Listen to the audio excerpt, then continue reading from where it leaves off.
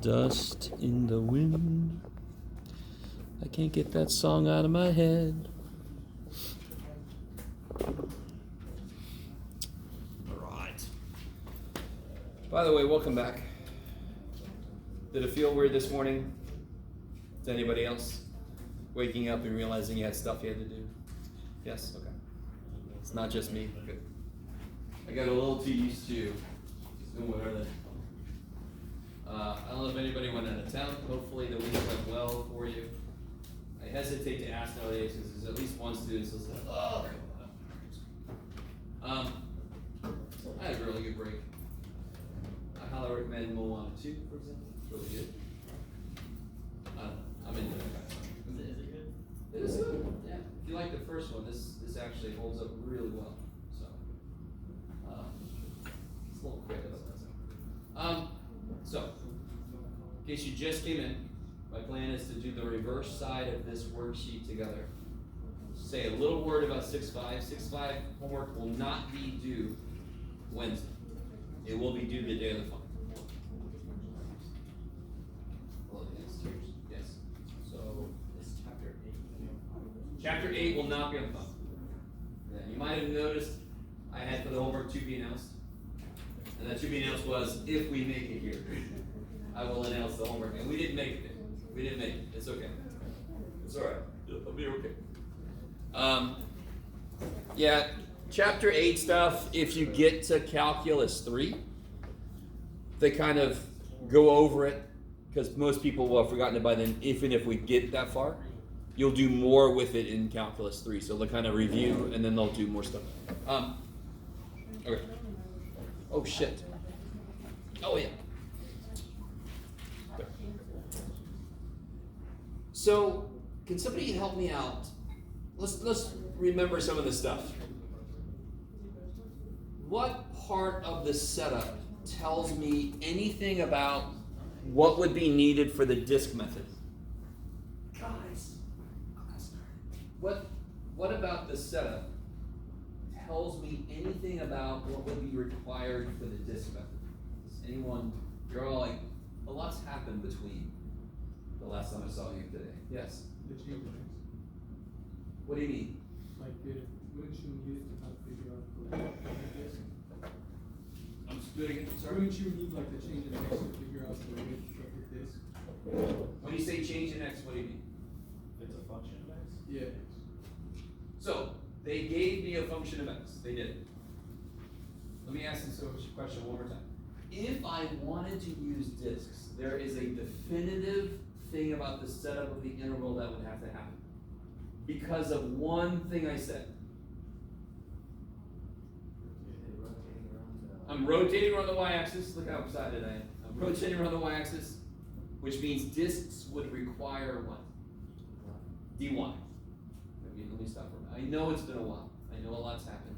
Trust me, I got here, I'm like, do I remember math? I do. But the whole idea was, if you see one of these kind of problems, rotating a region, you're going to rule out disks. And if this worked, great. If not, you go to shell. So how do you do that?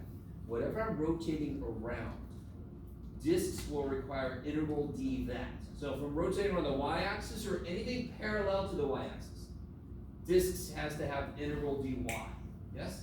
Why does that suck for this problem, of course? And I know we did this already, but it's not a bad idea to overlap a bit. This will require integral dy. Why does that suck? We have a function of x.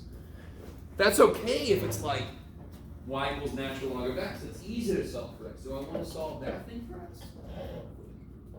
No. Could you? Yeah. Do you want to? No. Okay. I really want you guys to understand. This is the part I wish they would have focused on when I first learned this. It would have made so much more sense. You can learn each method, correct? You got the pi r squared, that's basically what this is all about. And 2 pi rh is basically what shells is all about. You kind of compartmentalize those. You learn those. The big question is, when do I do what, Jeff? Dear God. When do I do what? Because I'm not going to say use shells. I'm not, because I'm an asshole. I'm going to say find the volume, oh God. 50-50 shot, here we go. No.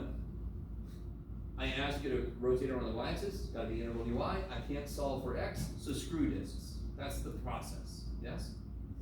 You guys kind of with me? If I would have rotated around the x-axis, I would have used discs, integral dx. I could do that. Maybe. And if I would have said, for example, what do you got, Jeff? X equal to -1 or x equal to 5 or anything. If I would have rotated around any of those, they would have the exact same problem. They are all parallel to the y-axis. They would require dy for discs. So if they require dy for discs, what do they require for shells? Dx. Now, just because I enjoy torturing you, I want to remind you why that is. Because some part of you must be like, why the shit is this one dy and the other one's dx? So if I go back to this explains everything. This picture here, I didn't tell you anything, but can you tell me what axis I rotated it around? The x-axis, correct? How do you locate a specific disk?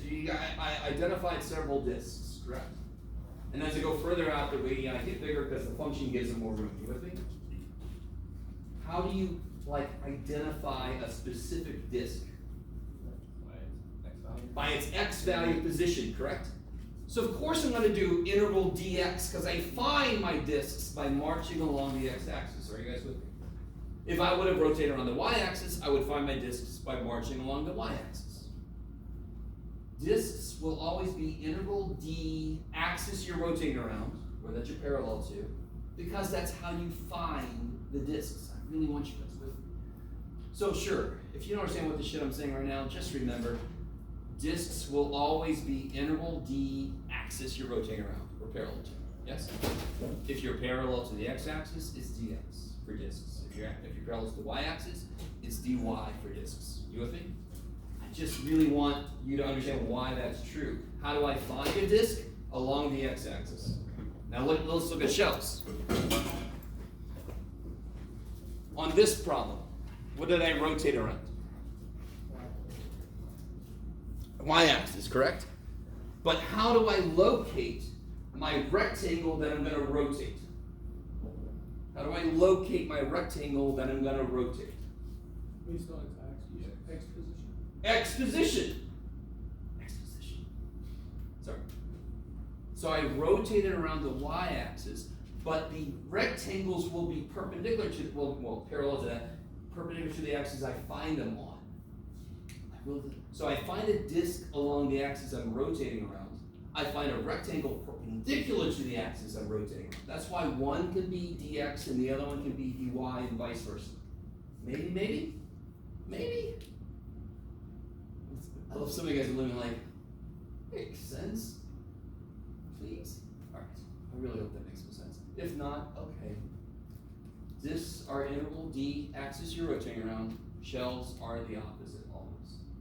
What do you mean the opposite? Would you say that? If I need, so for example, coming back to this, you agree with me that I would need dy for this. Yeah. What would shells need then? Dx, automatically. If I find my disks along the axis I rotate around, I find my shell, my rectangles from my shells along the axis perpendicular to that. And that's how They will always be opposites. So if you ever have like an equation that's defined as an x function like f of x, and it's just it's a lot to switch into dy. You use shells. You use whichever method lets you do d that variable, right? So that's another way to kind of look at this is say, all right, I don't want to mess with this shit. I want to leave it as a function of x. I want to do the method that lets me do dx. Well, what I do is write down what disks would need, and either it's cool or it ain't. In which case, now you know shells. You with me? Because one of the hardest things in all level of mathematics, no matter what you're doing, is when do I do what? Yes? If you don't agree with me, then you should. That's the hardest part of any math, is when do I do this thing? Okay. So last time I'm pretty sure we did this. Well, we sort of did. Maybe I should try this fresh. Okay. Yeah, I don't even know if I want to. Look how yummy this is. By the way, real quick. You guys, I want you real quick. Do you see how gross this function is? Well, it's not really gross, but you see why I'm calling it gross? Does anybody believe this function is gross? What is it about this function you believe is gross? Decimals. Yes. So what I did was I tried to recreate this shape, and I got pretty close. It's a little too bumpy there. See that? So give me a break. I found the function that kind of mimics this shape as well as I could. That's what I was mostly concerned with. No, whatever, Jeff. Just do. Okay. So let's see. Everybody agree we can't use disks. Okay. Not just because I said so, because you don't want to. So we're going to give up on disks. We're going to try shells. That means I could have integral dx. Now, you have to memorize disks are basically pi r squared. That gives x. You might have to use two disks, because you might have to subtract one from the other one. If you have, does you remember the words I used? If the region you're rotating does not hug the axis of rotation, you're going to have a hollow piece for disks. The book calls it washers, makes it sound like a whole different thing. No, it's just two disks and subtracted them things. You with me? A little bit? The crazy thing about shells, and we'll see this in a minute, is that instead of including in a hollow space and then subtracting it out, shells just doesn't include the hollow space from the beginning. It's like, why the hell would I do that stupid thing? I'm just not going to include the hollow space. So you'll see that in a minute. This one, well, wait a minute. Yeah. What was this? Oh, this one, this is a good example. So I'm rotating around the y-axis, yes? So how am I going to find a representative rectangle? Is it going to be standing up or laying down? Standing up, because it's always going to be parallel to the axis of rotating around, because I want that to rotate to make this big old shell, yes? Okay, I like it. So like we said earlier, this is why we want to do shell method, because if it's standing up, it's sitting on the x-axis, and that's dx. Kick ass. Okay, I love it, I love it. So we can find a representative rectangle. Okay. This rectangle's melted a bit. It's okay. This rectangle has faked it. So then, all we have to figure out is R and H. Well, H we know. How tall is that rectangle? F of x. That kicks in. So H is f of x. And what's R going to be? And how do I always find R no matter what? Start at the axis. Start at the axis. In this case, I'm going to go out until I find my rectangle. And again, the rectangle could have been here, could have been there. So of course, what is this? It could have been anything in the middle here. So how do I identify this? X. Beautiful. When will it not be X or Y is if the axis of rotation is not on the Y or X axis. Then it would, like if the axis of rotation was -1, then of course it would have been X plus 1. You guys see that? If I would have rotated it here, how far from the axis is it to the rectangle? It would be X plus 1. Not a big deal. You're all like, you say that phrase. I don't know if you know what that means. I'm confused.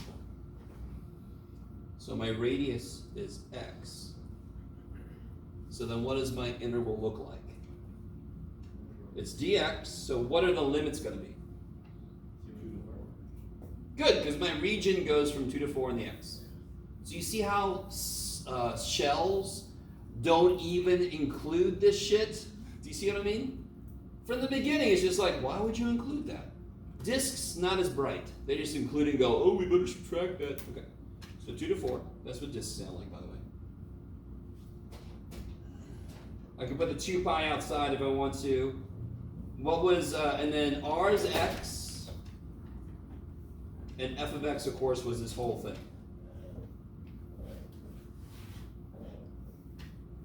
Okay, now listen. Even though the numbers are not what you want them to be, wait, what does that say? Yeah, okay. Even though the numbers are not what you want them to be, would this interval be difficult?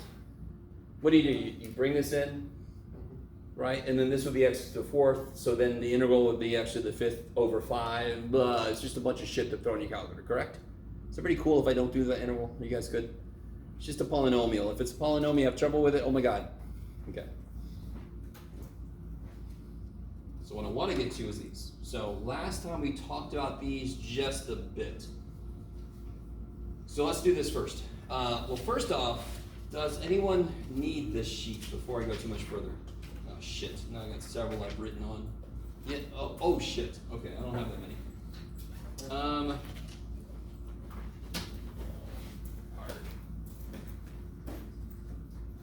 How many of these one?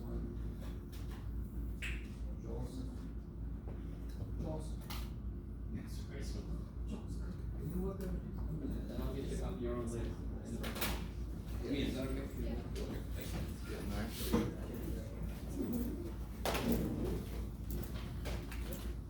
And what Elena, I gave you one that's all written on, yeah? Yay! The other side's blank for you though, right? Yes? Good, okay. So, I already did a little bit of work here. So I'm going around the y-axis. Do you see why I did this?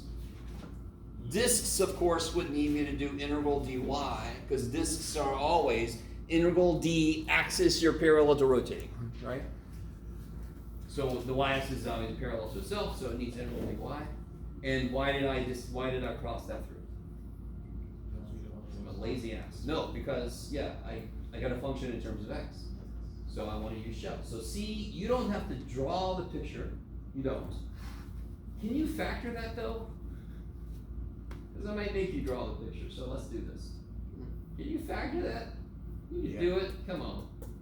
Come on. You don't even need synthetics. I don't want to see freaking pouty faces. Stop that shit. How do you factor that? It's got 4 terms, so what do you do? Put it in my phone. No, so yeah, you can do grouping. And you can kind of see it's going to work, yes? So what can you take out of the first two? Negative x squared. What are you left with? And what can you take out of there? Good! Sorry, I'll calm down. So then I get 1 minus x squared, x minus 5. Is that cool? And then how do I do 1 minus x squared?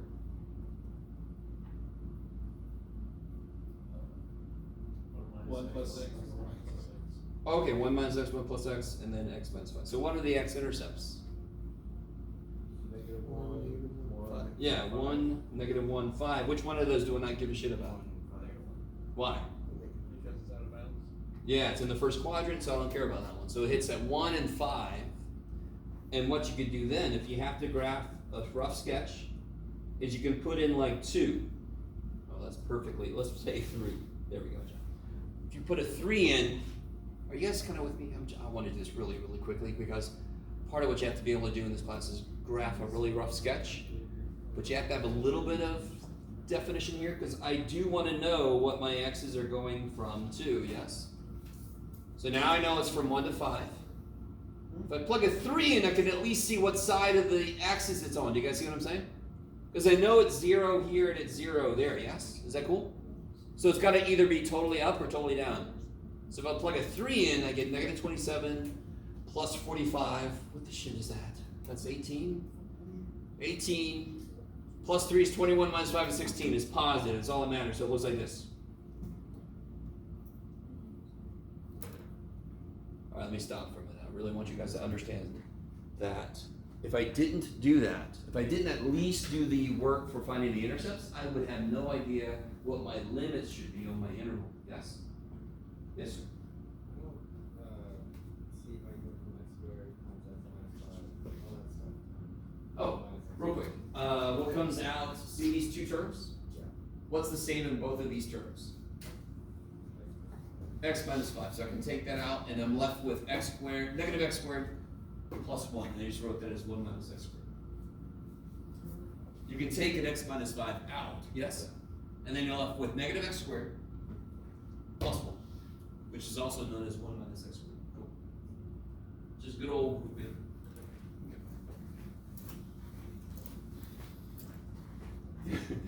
Now you can do the actual calculus. So try to set up the integral. It's integral d what? dx. Yes. And so that work helped us out a ton, because now you know what your limit should be. Now you know what x is doing.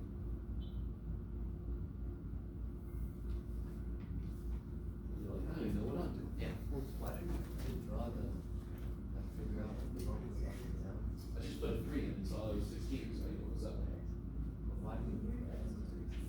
Just because. Just to have a complete picture staring at you. You're right, though. If it was negative, then. It wouldn't change anything. Well, it says quadrant 1, right? Oh, true. Yeah, so we pretty much knew it was a quadrant, or else the whole thing is shit comes again. There was a trick question in the homework, so I would. Oh, dude, okay. That would be a little bit excessively evil. A negative answer? Huh? If it was like, if it was negative and you like No, no, no, so yeah, if I took away the first quadrant thing, and this region was down here, and I spin it, I would get the exact same volume as it would if I spun that. Okay, so it wouldn't be negative. No. This is a physical volume. So if you get a negative answer for these kind of problems, you know you're wrong. When it's just integration of some flow rate, it could be negative or positive. And that would indicate if it's going away or coming to us, right? This is a physical volume, so it must be positive. Okay.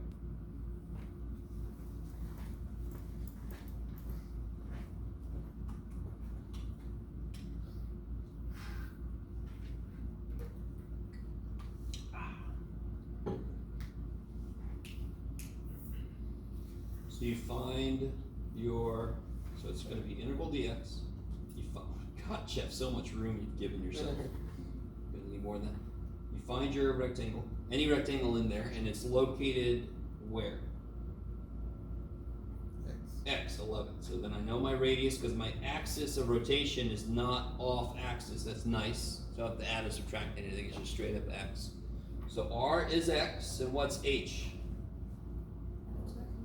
F of x, or y, or whatever. Okay, so now I get integral 2 pi r h. So this is basically the problem that's on the other side, just with nicer numbers. Yes? So you guys might have noticed. I'm not going to let you off that easy. Okay. No bounds. Oh yeah, and the bounds of course are 1 to 5. Robert's keeping me honest. Come on, Jeff, come on. The one mistake students, what do you think is a mistake a student can make right now? Really silly mistake. Huh? Not distribute. And they'll just say it's 1/2 x squared times negative 1/4 x to the 4th. That doesn't make any sense. There's no product formula for integration. You gotta simplify before you integrate. Yeah, good. You gotta distribute at x before you integrate. Okay. I do appreciate that some of you guys are like, why would you do that? Good. Do it. I like it. Maybe. Is this coming back to you guys?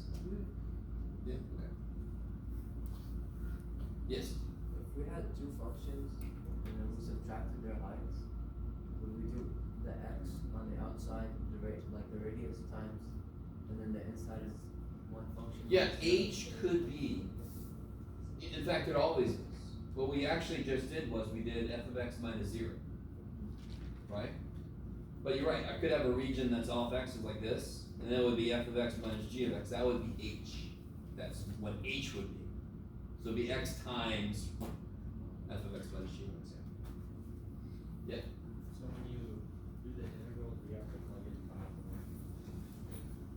Yeah, yeah, exactly. You gotta plug 5 in, plug 1 in, subtract. Yeah, it's gonna be really exciting.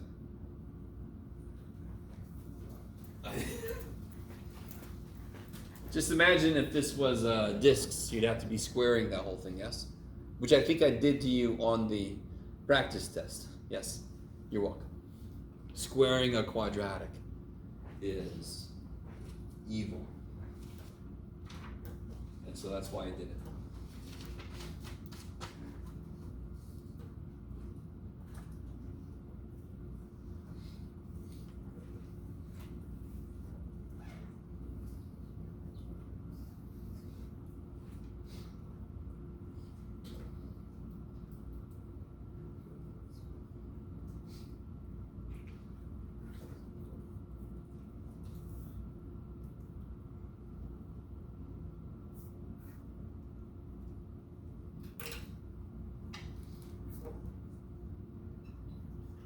How's that? You guys getting this here?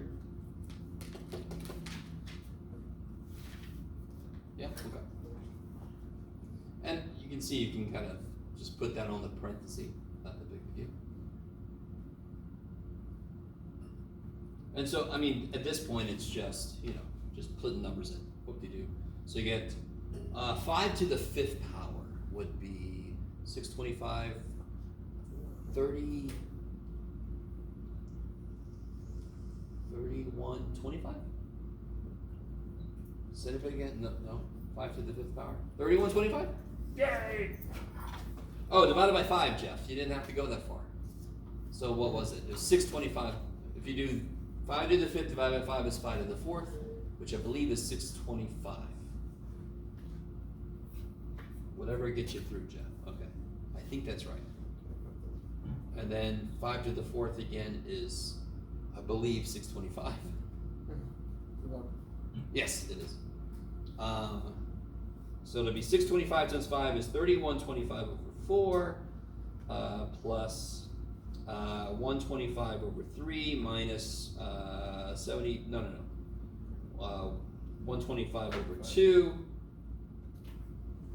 minus, so that was just plugging a 5 in, right? I love you guys. And now you gotta plug a 1 in, so then you get just basically all the coefficients.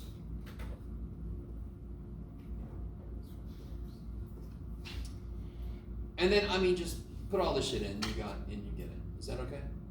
Multiply by 2, multiply by pi. Okay. Is that all right? I mean, that's literally just throw that in the old calculator, it's fine. I'm not gonna make you sit here and get LCD and all that kind of business. Okay. Maybe.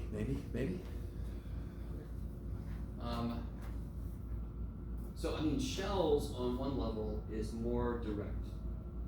There's no squaring like you have in discs. I mean, discs are not pi r squared, but that means you have to square whatever the function is, and if the function's more involved, that kind of sucks.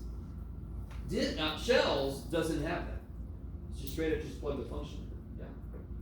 Okay, maybe.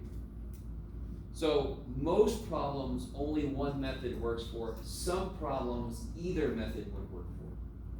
And then it's just, you know, whichever one seems to work better, you just do it.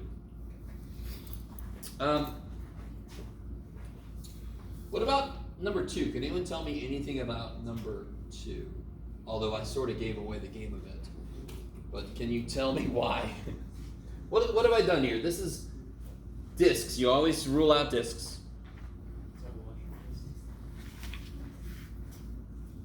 Maybe. And washers are just discs. So really it's a disc or shells. That's the 2 biggies. So why is it going to be integral dx if it's discs? Why did I put that?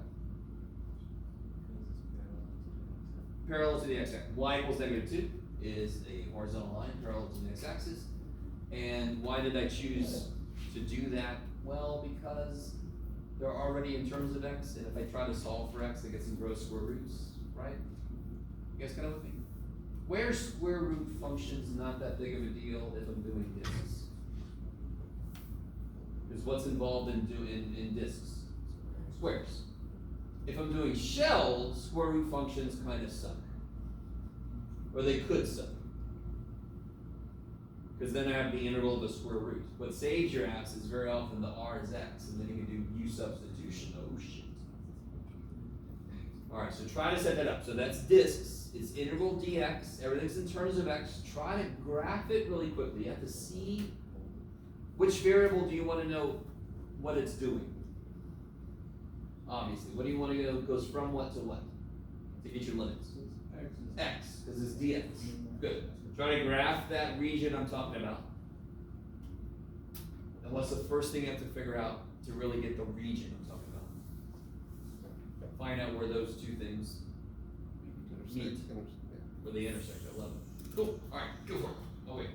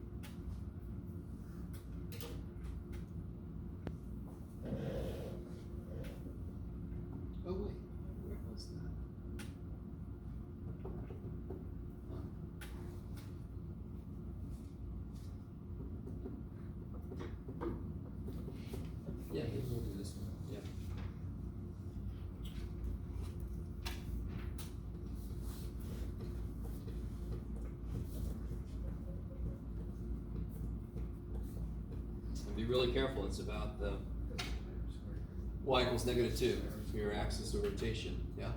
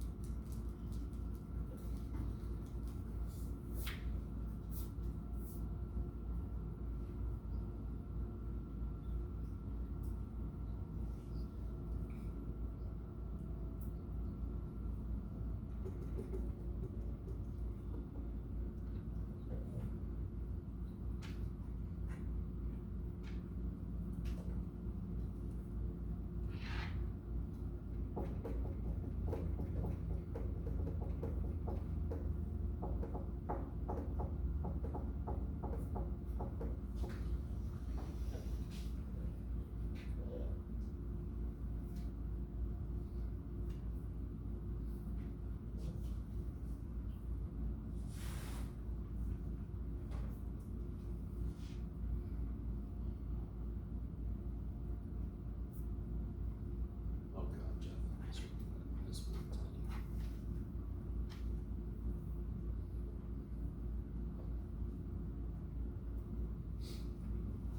you. Yeah, my scale. It doesn't matter. You just need a rough sketch. So is everybody with me on this? You got ±2? Okay. If you go to graph this, at 0, where's this one? 11. So I know it's going to go up to 11. At 0, where's this one? Holy shit. L goes up, L goes down. At -2, where are both of them? I know they both agree, because that's where I got it from. So at -2, it doesn't matter what you plug into, what do you get? You get what? Like a positive. Sure, what is it though? 7. So at 7, they both meet, and at 2, it's going to be 7 also, yeah? Okay. So I've got one going through here that's going down, so that's this one. And one going through here that's up, that's this one. So we got Stewie's head there. Yeah. That's bad. You wouldn't be mine. And I'm rotating around y equals -2 because I'm a weirdo. So I'm gonna have this come out and go around. It's gonna make this really neat kind of like, I'm thinking about like something you put on your head so you can sleep on the plane. I don't know. Okay. What do I need to identify? What's really the only thing that my integral needs me to identify? Because what's the integral gonna look like in general? It's gonna be pi, integral, and like Wyatt said earlier, this is gonna be officially washers because I'm gonna have a what and a what? Inner radius, outside radius, yes. How do I determine how long the inner radius is? Start at the, start at the axis, always start at the axis. And then just how far do you have to go to get to the first wall? Well, I've gotta go 2, yes? I've gotta go 2 plus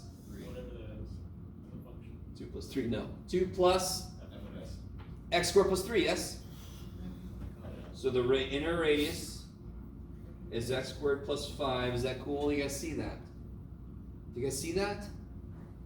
To start here, what's the first wall I hit is that one. So how far away was that? That was 2 plus x squared plus 3. Because that's what that is. That's x squared plus 3. You with me? You with me? Does everybody agree with me that this is 2? How far away is this curve from the x-axis? It's that far away. At 0, how far away is it? Where did we put it?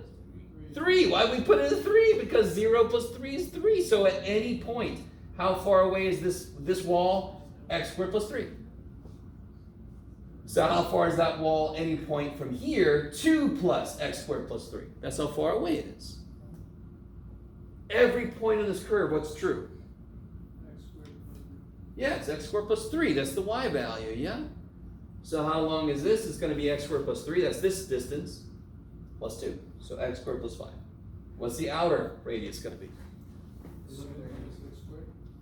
Weehaw! Well, be careful. Again, how far was it just to go to here? 2. 2 plus. Yeah, so it's 13 minus x squared. Because it's got to go 2 more just to get to the axis, yes? 2 plus 11 minus x squared. So 13 minus x squared. Okay. I like it. You would, Jeff. All right, now try to set up the integral. Once we know our outer, our inner, we're basically there. We can set up the integral. It's not quite as bad as the one I put on the practice test. It's just a binomial that you have to FOIL. It's not a triangle. Oh wait, so you guys are staring at me. Maybe you did it wrong. I'll catch up to you.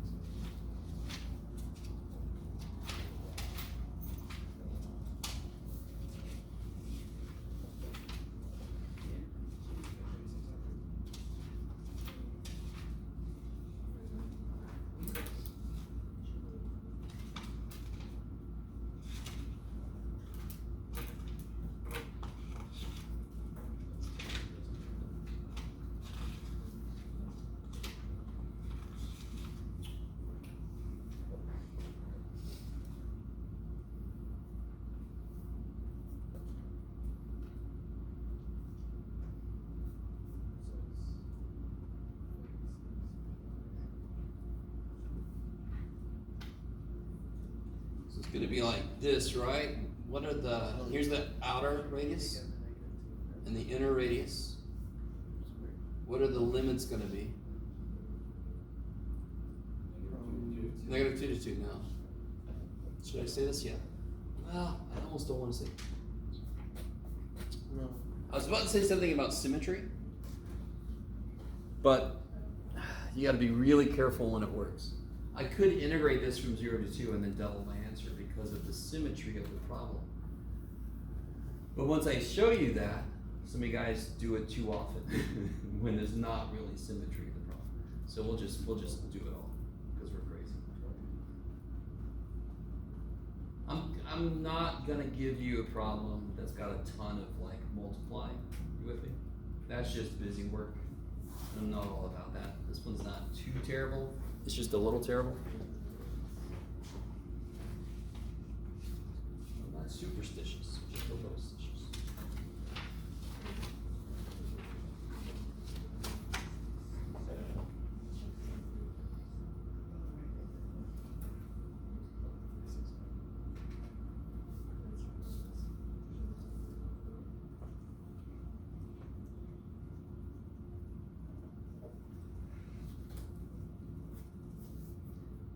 I believe that's right. I believe that's right.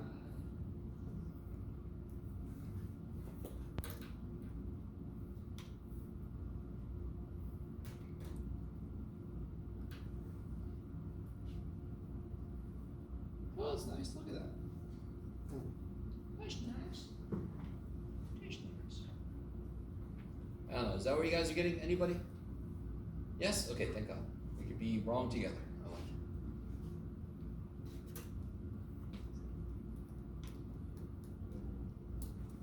Come together right now. I do math wrong. Okay, let's see.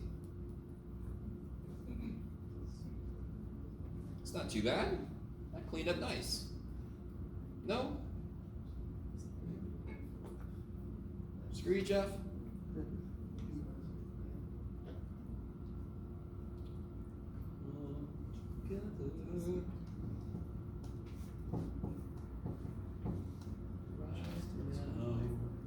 Okay, let's see. You guys alright? You guys okay out there? Some of you guys look Very excited. All right. This is great. Yay. Let's see. 896, I think. Minus 144 times negative 2 is, yeah, so see how you're going to just double stuff? Then here you'll get plus 96, but then minus that, so minus 96. Okay, so you end up just doubling the one thing. So you guys see it? No, it's okay for you. So I double. So then I get, what do I get? I don't even know. 384? 5? Yes? Okay, yeah. Sorry, I'll come back. 384 pi! Alright. And if you give me an answer like that, that's beautiful, little tears. If you multiply the pi in and give me that, beautiful, little tears. Okay.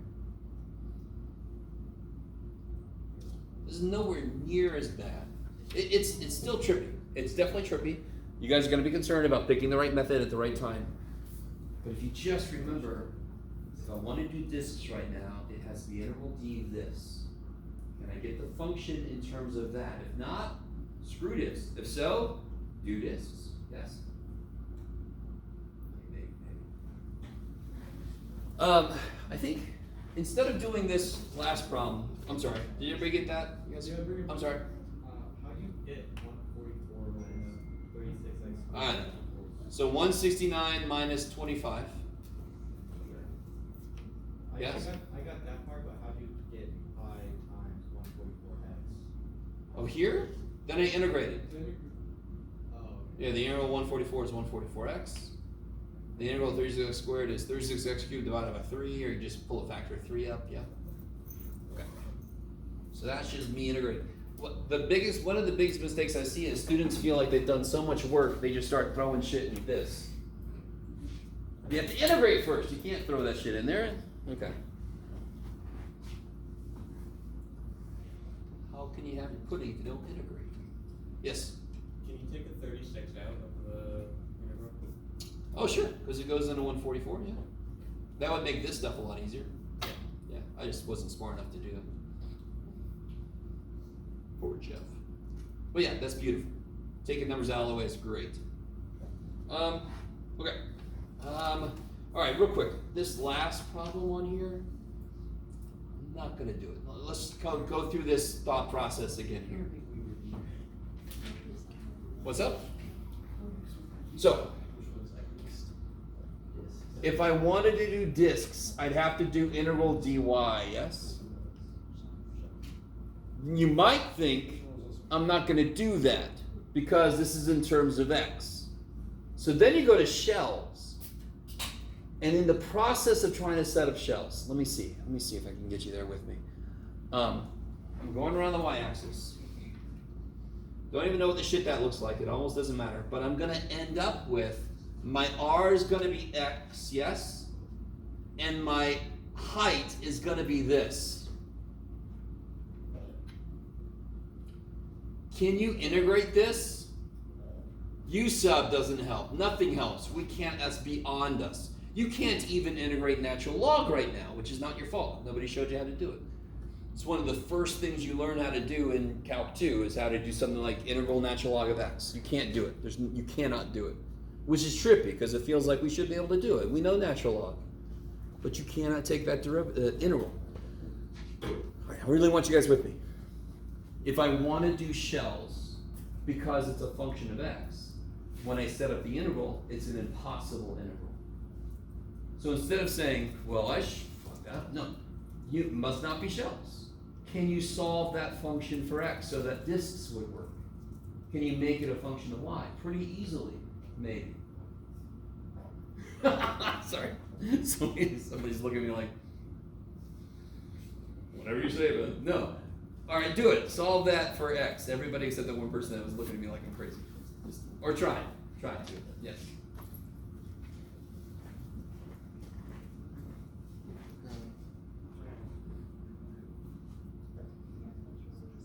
That was awesome. That was perfect. Oh man.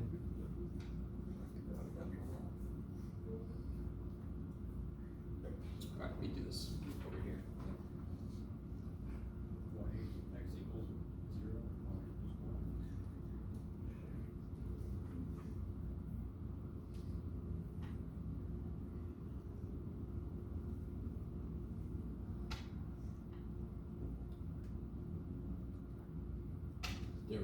So there's x as a function of y, yes? Let's try and be a y.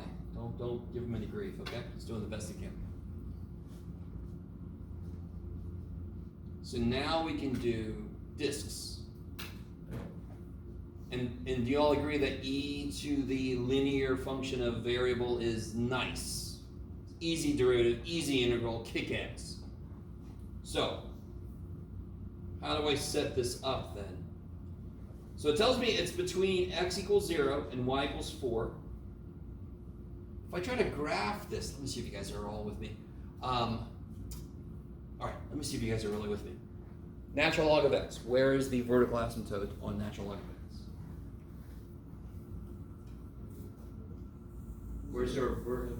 I gave it away. It said vertical asymptote. So where's the vertical asymptote on natural log of x if I graph it? At 0, 11. What does natural log of x plus 1 do? It shifts it To the left.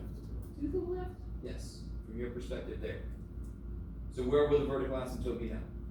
Negative. -1. Beautiful. So let's see. We're graphing this. We are doing it, kids. So at -1, there's a vertical asymptote. And then, where'd it go? It basically looks like this. So I want to be between x equals 0, which is the y-axis, and y equals 4.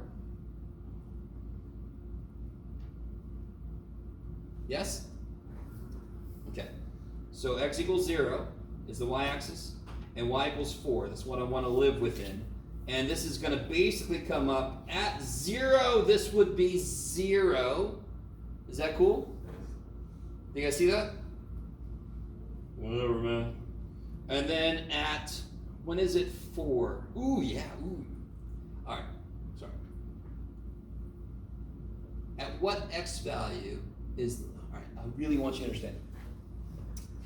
We're going to do integral dy, correct? So I guess this isn't that important, because what is y going to do for us? Wait, are we doing, no, we want integral, yeah, we want integral dy. What's y going to do? This is going to look like this, you with me? What I was about to do is try to figure out where it hits this line. Why does that not really matter?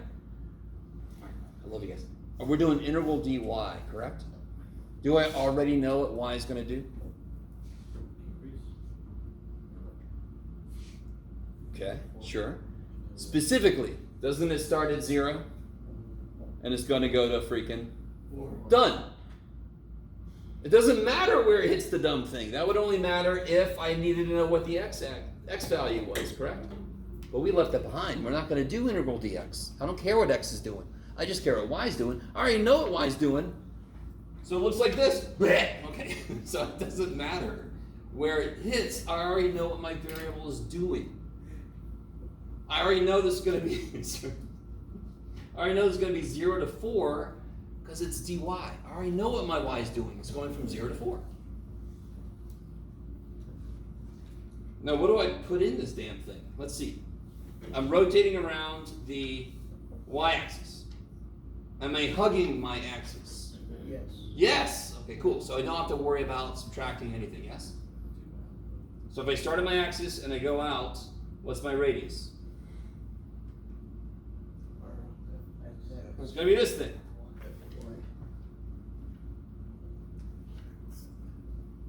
So it's pi r squared dy. A little tricky. Now that, is anybody concerned about that? What would you have to do first there before you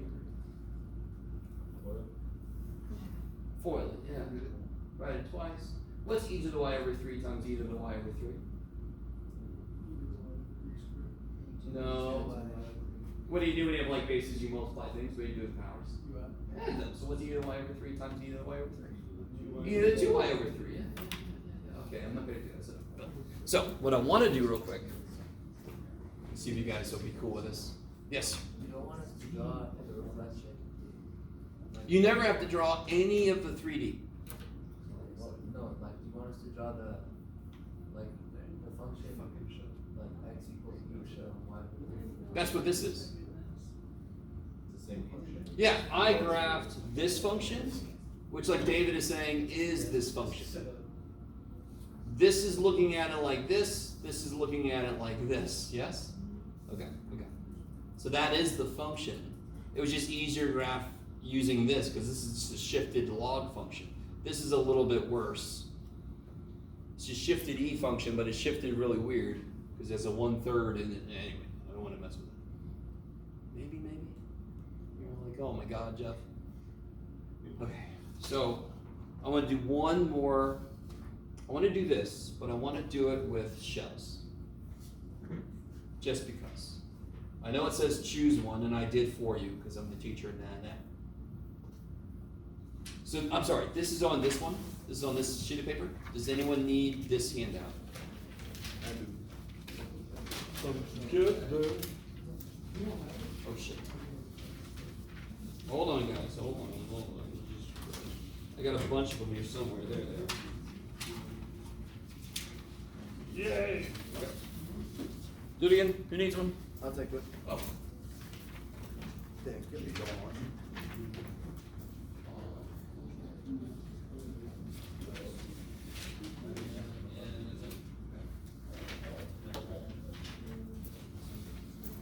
So guys, let's look at this banana problem real quick. So read through this. If I'm going to force you to do shells, figure out integral d what? Start with this. What would this be? Shells are always the opposite because of how they find things will always be perpendicular. Yeah. So what would discs be? Y. Around the y-axis, so what would shells be? Which is a little nicer because both of my functions are already in terms of x, correct? Now, there is a slight issue that we're going to get to, but I at least want to set this up.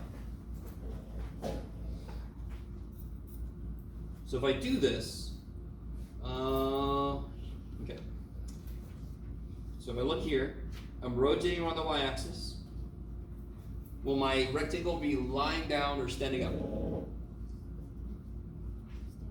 Meaning, will it be like this or will it be like this? It will be standing up, yes. Because it's got to be parallel to the axis of rotation. How tall is that?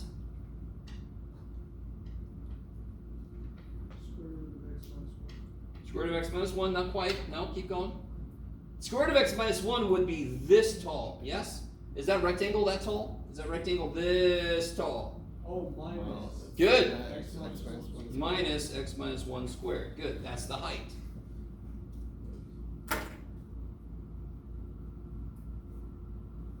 So I wanted desperately, I thought for sure I had a problem like that on the other side of the sheet. Somebody was asking me earlier about, could the height be a difference between two functions? Totally. If you just draw in a representative rectangle, you can see exactly how tall the damn thing is. This minus this. That's the height. Bam. It's also minus with respect to the x-axis because then it's this minus 0, which is just the function now. This one ain't. Too bad. What else do I need to know for shells? Intercepts, where they come together. Come together. Yeah, this one I kind of gave it away. So this is going to be integral dx, yes?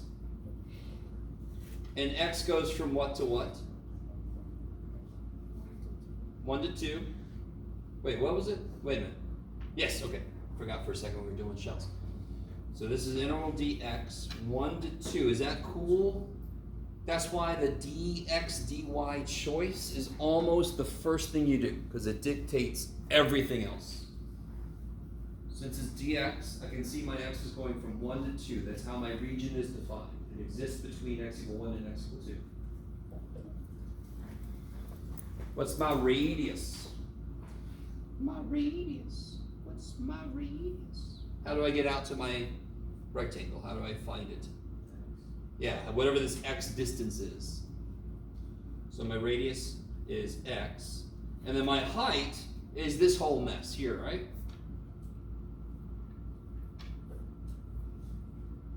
What is it? X. Yes. 2. Now, can somebody tell me why this approach? We did everything. We set it all up, correct? It seemed really nice as we're doing it. Why might this approach be at least difficult, if not beyond us? Because of the square root of x minus 1. Yeah. Could you use u sub on that? Well, here's the cool thing. Okay.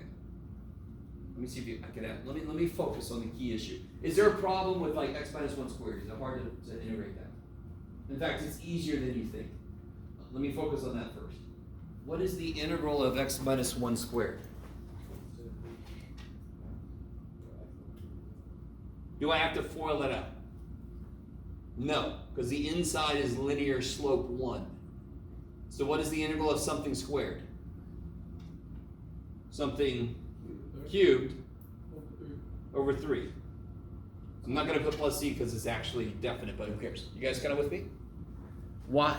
I want you to understand. The inside is linear slope 1. That is the one reason this integral is easier than you think it should be. I don't have to FOIL it out. Because what's the derivative of x minus 1 cubed over 3? The 3 comes down, cancels. It's now x minus 1 squared times the derivative of the inside, which is 1. So when the inside is linear slope 1, integration kicks ass. It's easy as shit. I don't need you sub. Amen. So that part's nice. What about the first part now? Is that cool? I did this over here, yes? Let's minus that. Is that all right? No, because you still have the x to multiply, right? Oh yeah, shit, I forgot about that. Oh, fucking hell. All right. I was focused too much on that. Jane's right. So I would have to FOIL this damn thing out. Damn it. I was trying to get more than just one kind of general thing I could talk about, but I'm silly. So you would have to distribute the x. But okay, so we'd multiply this out, yes, and we take the x in, whoop-de-doo. What about this first part? Thank you, Jake. What about this first part? Let's just focus on this thing. Why will u sub not work here? I'm just going to focus on this piece, yeah? Why would u sub not work? At least you wouldn't think it would. The derivative of the function is more of it's out there, yeah? If I let u equal x minus 1, what's du? dx times dx. No, if u is x minus 1, what's du? Dx. So I'm leaving out, the x is still there, correct? But we're better than that, yeah? Now we make this x equal u plus 1. Yes! So if I let u equal x minus 1, du is dx. Now let me stop there for a second. Does everybody understand how on that level, this will not work? Because I'm leaving this guy. But, like Louis just said, Jeff, man, just solve this for x. What do I get? U plus 1, yes. So let's see what happens. This would become u plus 1 times the square root of u. You with me? Is that any better?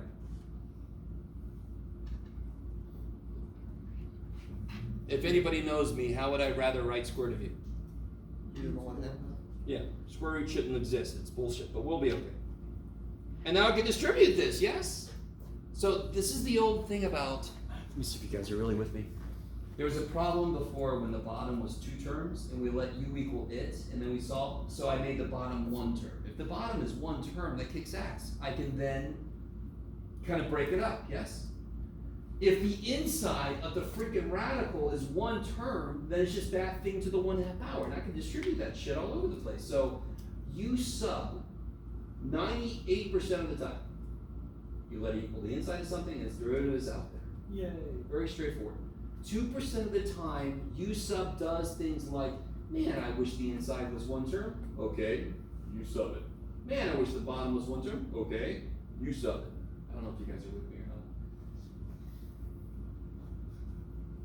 All right. So, do you understand that wouldn't be that bad from there on out? You just distribute the u to the 1/2, you get u to the 3s plus u to the 1/2. That's a relatively easy integral, yes?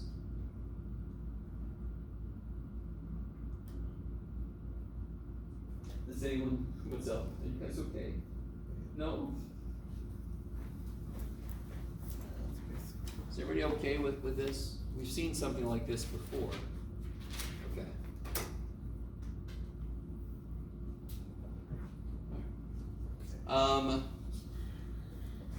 Okay. So I don't want to focus too much on those specific intervals, even though they're good practice. And we certainly could, if you want, one thing you could ask me is to do that whole problem. We could do that. but I want to make sure to give enough time for any specific questions you have. So we basically just reviewed disks and shells. We did a little bit of U-sub stuff. Does anyone, now it's wide open. I'm going to open up wide. Whatever you guys want to talk about. We can talk about stuff in the practice test, talk about stuff from homework, stuff from the last quiz. You can just say, what the shit's up with U-sub? Do several, please, and I'll do several. Yes? Say it.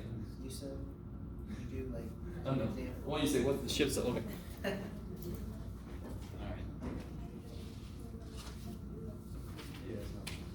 Let's see.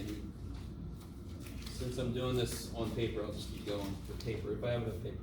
I don't have enough paper. I don't have enough paper. Okay. Well here, let's see, what's the... I gave away all my practice tests, that's okay, John. So here, guys,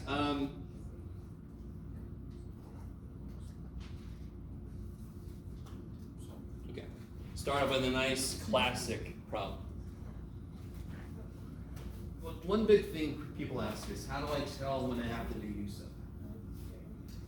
You have to do U-sub if the interval isn't just a straight antiderivative. For example, if I said, what's the interval of cosine x dx? Straight antiderivative. What is the interval of cosine x dx? Sine x. Plus c. Okay, right? You guys with me? If it isn't just a straight up undo a derivative, right now the only other thing we know is frickin' U-sub, right? If you take Calc 2, the entire chapter 7, every section is a new way to do integration. So then you end up with the first test being, no, sorry. You're gonna have to figure out which method is gonna work in which situation. Yes? That's gonna be a little bit more difficult. Right now it's either you do it directly or U-sub. Why will U-sub work here? Or will U-sub work here? Maybe it won't.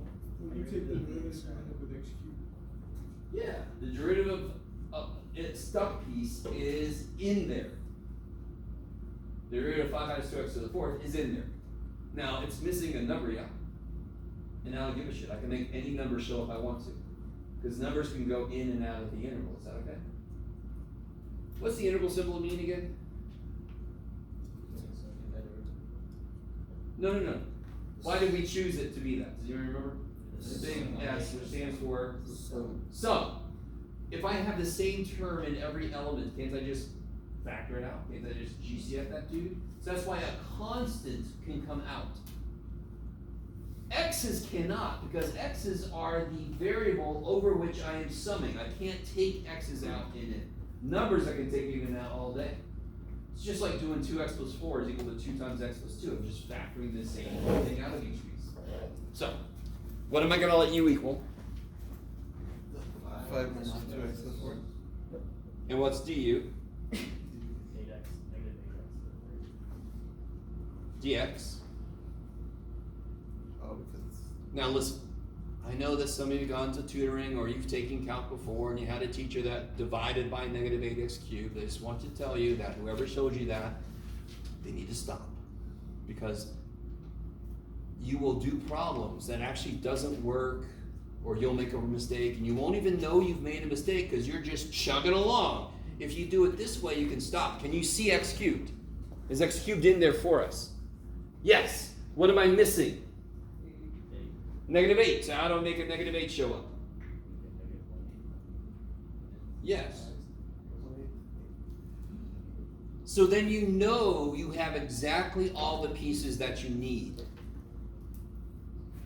Now, it's a disagreement with me and my colleagues have about how to do this. I've seen people make mistakes the other way, silly mistakes that you will never make if you do this. I can see directly. Can I find du now? Yes. And of course, what would this become? Yeah, let's make it u to the 1/2. Okay. So that is, and then of course that interval is easy. Are you guys with me? Let's finish this up. So what is that interval? What would it u to the 3/2? So what goes out front? 2/3. 2/3. So this will be negative 1/12. Is that okay? Is that okay? Oh, so that won't fit that. And what was u?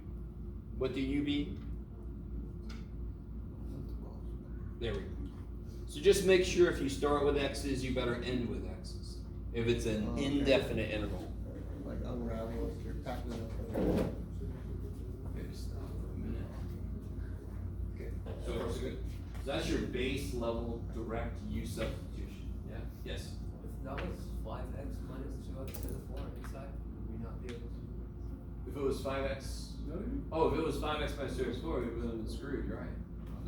Because I wouldn't have had everything I needed. Yeah. Its derivative would not have been there. So, to make a problem that we cannot do yet is going to be very simple. I mean, you know, all I would have to do is to make the same exact problem, but just put like this. If I gave you this problem, it would be evil. If I gave you this problem, I would say something like, why would u substitution not work? I wouldn't just say, integrate this. Because why would u substitution not work? Because the only thing you're going to make u equal to, its derivative is not there. Yeah. Can't just add in another x. Can't, yeah. And yeah, this is where people start doing shit like, well, just put a 1 over x out. So no, no, no, no. How we doing out there?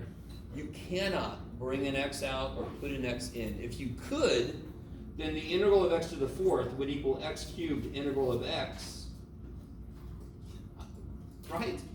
Which would equal x cubed x squared over 2, which is not the integral of x to the 4th. That's bullshit. Get out of here. That's bullshit. Okay. I like it. Alright. And then the next level, there's a problem on the test that's kind of like, practice test. I think it's this. Is that right? Yes. Because I gave all mine away. One thing I love about this problem is to make you remember, you're allowed to break an interval up. The second part of this interval, do I need any help to do that? We're going to just do that straight. So a student might see this and say, what do I need for the first part then? Can I just do the first part straight? No. What would I need for it? Yeah. Basically, the answer is if you can't just do it directly, you need u subs. Again, that's the only two things we know. So the nice thing is, you can break this shit up. You can break any interval up. So you don't have to do a u sub for the whole thing. I could break this up as, I'm going to write this like this because I'm weird.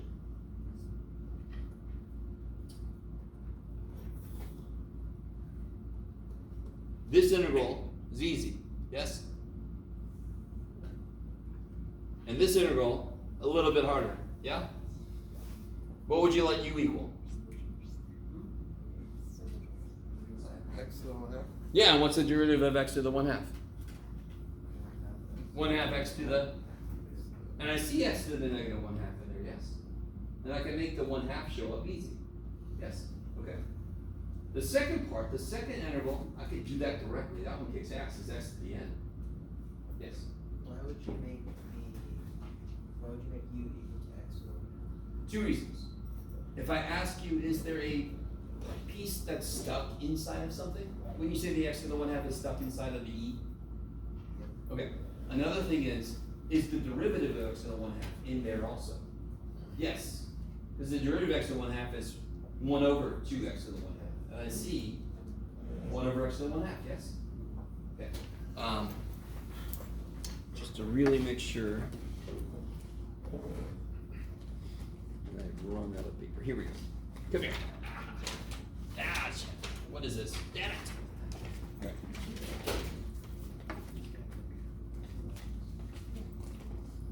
Here we go. Perfect. Come here. You too. All right. Yeah.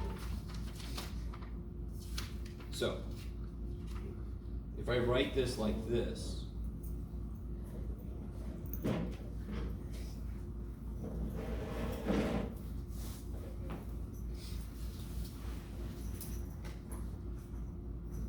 derivative of x to the 1/2 is in here. Yeah. It's just missing a 1/2, correct? I need you to see this. So generally it's, you use u sub if there's a function stuck inside of another function. More generally, you use u sub when there's one function in there whose derivative is in there also. Because then that would be what du is. Yeah. So it doesn't matter if I'm missing a constant, a coefficient, because I can make that show up. So the derivative of x to the 1/2 is effectively x to the negative 1/2. So u sub will work on this. There's a function whose derivative is in there also. More importantly, there's a function whose derivative is free to go next to the dx. So then it can be du. So if I let u equal x to the 1/2, I get du is X to the negative 1/2 dx. 1/2 x to the negative 1/2. Okay. I understand. I didn't really set you up, but I sort of did. That 1/2 is there. It's just that I don't give a shit. Why do I not give a shit? Because I can make it show up easy. Yes? How do I make a 1/2 show up? Yeah, multiply by 2. I like it. So you balance it out. So the boulder doesn't come at you. Okay. What boulder? It's Indiana Jones. So then I get 2 integral. What's all this shit here? What's all this shit? What's all that? Du. I love it. Yep. That's du. And of course this is e to the u. It kicks in. Now what is that integral real quick? I would put 3 x to the, what's the new power? Remember 3 plus 4, put it back over 4. 7 and 4. And then what do I put out front? Kick ass. Plus, might as well put the plus sigma up. Alright, you guys all with me, sort of? A little bit? And now, what's the integral of e to the u? What's the integral of e to the u? E to the u. And what was u? X to the Yeah! And this would be 12/7, I believe. Okay. So, in general, what's really nice, you guys don't even know how nice this is. You only know 2 things. It's either going to be a straight up integral. If I say what's the integral of 1 over x dx, what is it? What's the interval of 1 over x dx? So that is one way to think. What would I take the derivative of to get this? Yes? That is what I mean by a direct integral. You just undifferentiate. Kabam! Yes? But if I say, what is the interval? Not 1 over x, but natural log of x over x. Is that something that you know a function whose derivative becomes that? Does anyone just know that? You do. What is it? Ah, there you go. Okay. So what my point is, you can't just directly integrate like we did in 1 over x. That was just straight up, oh, you take the derivative of natural log of x to get that, so that's the answer. This thing, do you know a function that I take the derivative of to get that thing? No, so therefore what must it be? The only other thing we know, okay, I really want you to understand. And again, I don't want you to be scared to count 2. I want you to understand, right now we only have 2 things. Count 2 is where you start to amass a lot of tools, and then you have to figure out what is it about this that tells me which tool to use. Right now it's either I know it, or it's you sub. Or you should know it. You should like, who should? Okay. So like you said, what would you let u equal? No. I want to let u equal the thing whose derivative is in there. So u equals ln x, what's du? Yeah. So this becomes what? This is u, and this is du. yeah. And what's the interval of u? Me. U squared. 1/2 u squared, and what was u? Plus c. Maybe. So it's not always let u equal the piece that's stuck somewhere. 98% of the time, yes. U equals the piece that's stuck inside of the square root, in the power, whatever, wherever it's stuck, you let U equal that. 2% of the time, it's you let U equal the thing whose derivative is in there. And how do you know if you have to use U sub? If it's not just a straight up. So if I ask you, what is the integral of 7 secant squared x?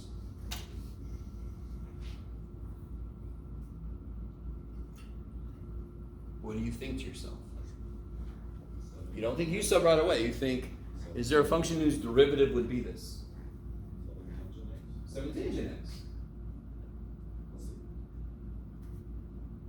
Yes? So if I were you, I would rule that out. I keep saying rule it out. You guys know what I mean by that? Try the easiest thing. Yeah, try the easiest thing first. Rule out that it's just a straight up freaking, oh, tangent's derivative is, I'm done. 7 tangent plus c, yay. If that doesn't work, then you're like, okay, maybe it's U sub. Then you start to think, do I see a piece of this whose derivative is in there? Do you have a plan of attack? Yes?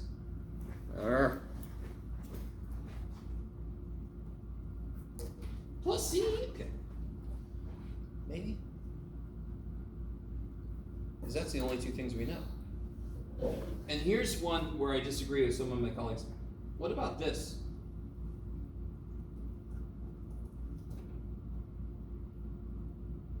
Now this one I gave you, before I taught you U sub, we did problems like this. 1/7. Yeah, so it wants to be tangent 7x. But this derivative would have a 7 in front, so all I do is I freaking kill the 7. That would come out. Yay! Real quick, just to show you. If I use U sub on this thing, what would it let U equal? 7x, so what's du? 7, dx. So how to make a 7 show up?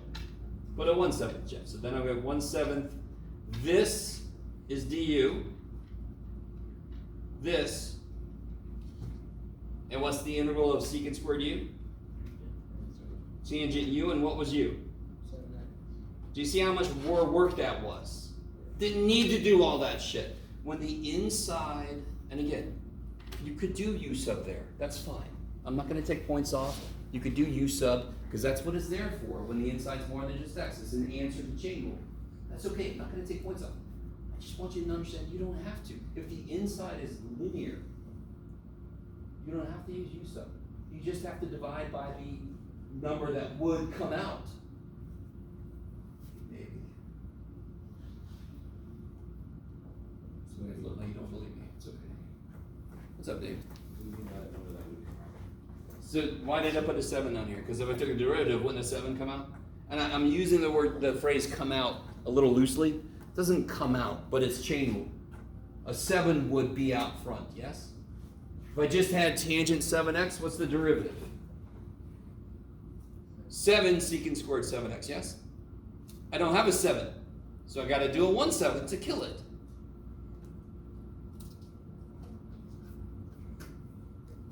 Why can this not be the answer? Because it wouldn't be this for the derivative. It would be 7 this. So what must there have been in addition? There must have been a 1/7.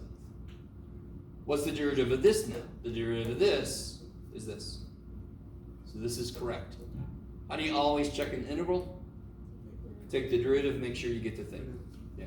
So real quick, what would this be? Integral e to the negative 4x. Looks like a little frog or a little dude. Write on it some more, it'll look better. Okay. Integral of e to the negative 4x. Yeah! So it wants to be itself. This can't be the answer because you have a negative 4 if it's a derivative, so it's got to be divided by negative 4, and then you can clean that up and make it negative 1/4 e blah blah blah. You guys kind of with me? Again, could you use u sub? Yeah. Is that a little bit more work than it needs to be? Yeah. Does every minute count when you're doing a test? Yeah. But no, again, if you want to use u sub, it'll work. It'll work beautifully. It's exactly what it's made for. I'm just trying to show you, you don't need that shit when the inside is linear.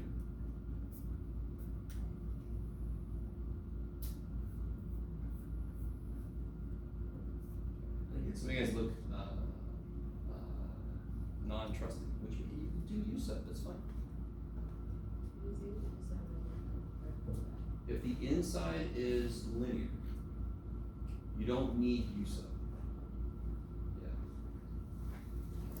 Yeah. If it's like one step away, so we could do, can you guys do the integral of cosine x? If not, that's a really big one. Which means, what if it was the integral of cosine 7x? I don't know what it is with 7, just have a thing for 7, leave me alone. These should be equally easy. What is the integral of cosine x? Sine x. So what's the integral of cosine 7x? Cosine 7x over 7 plus Yes, yes, yeah, yeah. Yes. Because again, what is this action? This is over 1. So it doesn't show up. Maybe. So if it's just one step away, if I'm like, you put a 7x, it would be easy if you didn't. No, that's all you have to do. So is this one step away from being a nice thing?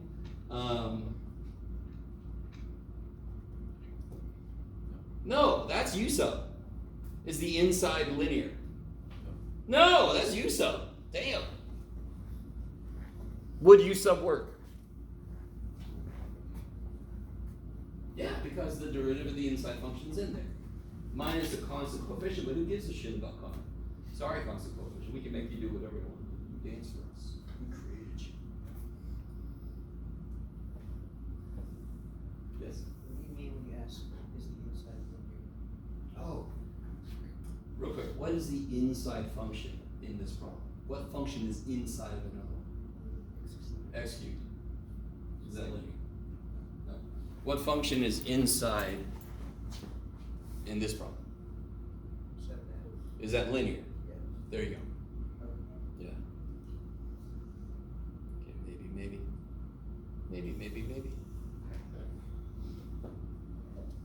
You guys, anyone need to do this? You guys are okay? Do you have us? All right. So if you want more use of problems, let me know. I can make some more use of problems. There are some on the practice test we could do. I'll give you the answer key in a bit. Yes. Can you do this problem from 5.5? Maybe. Which one? 79.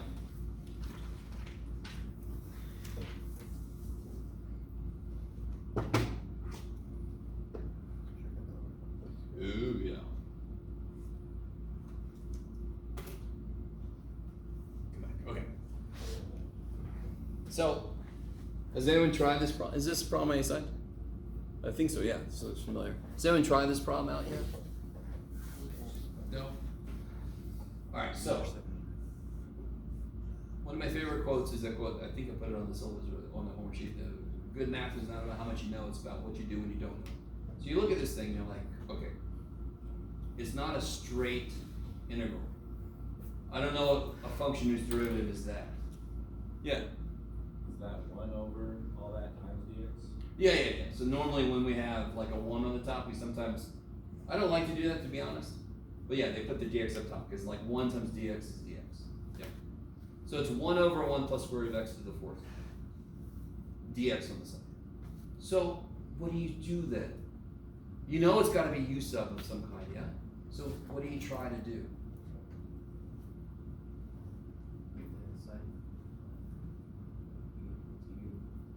Okay, so,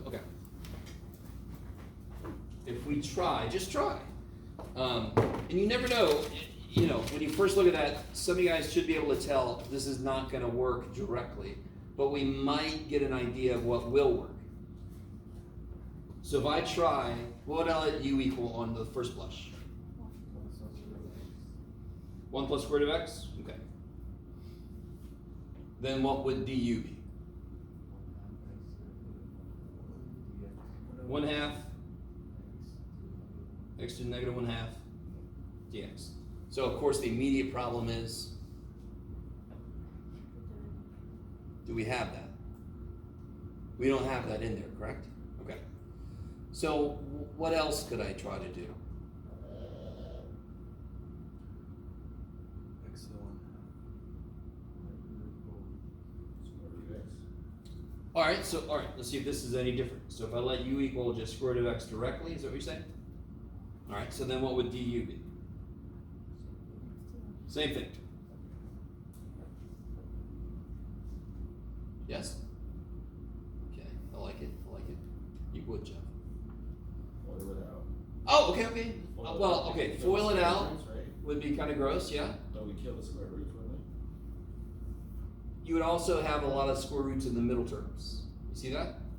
But I mean, you know, if you're really, really stuck, then you try to do that. But you can kind of see, hopefully you can kind of see that's not going to do too much good.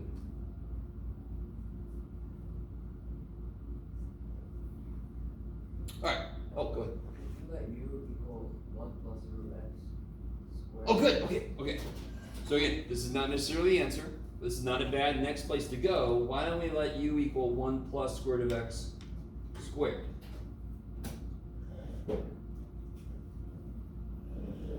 What would du be then?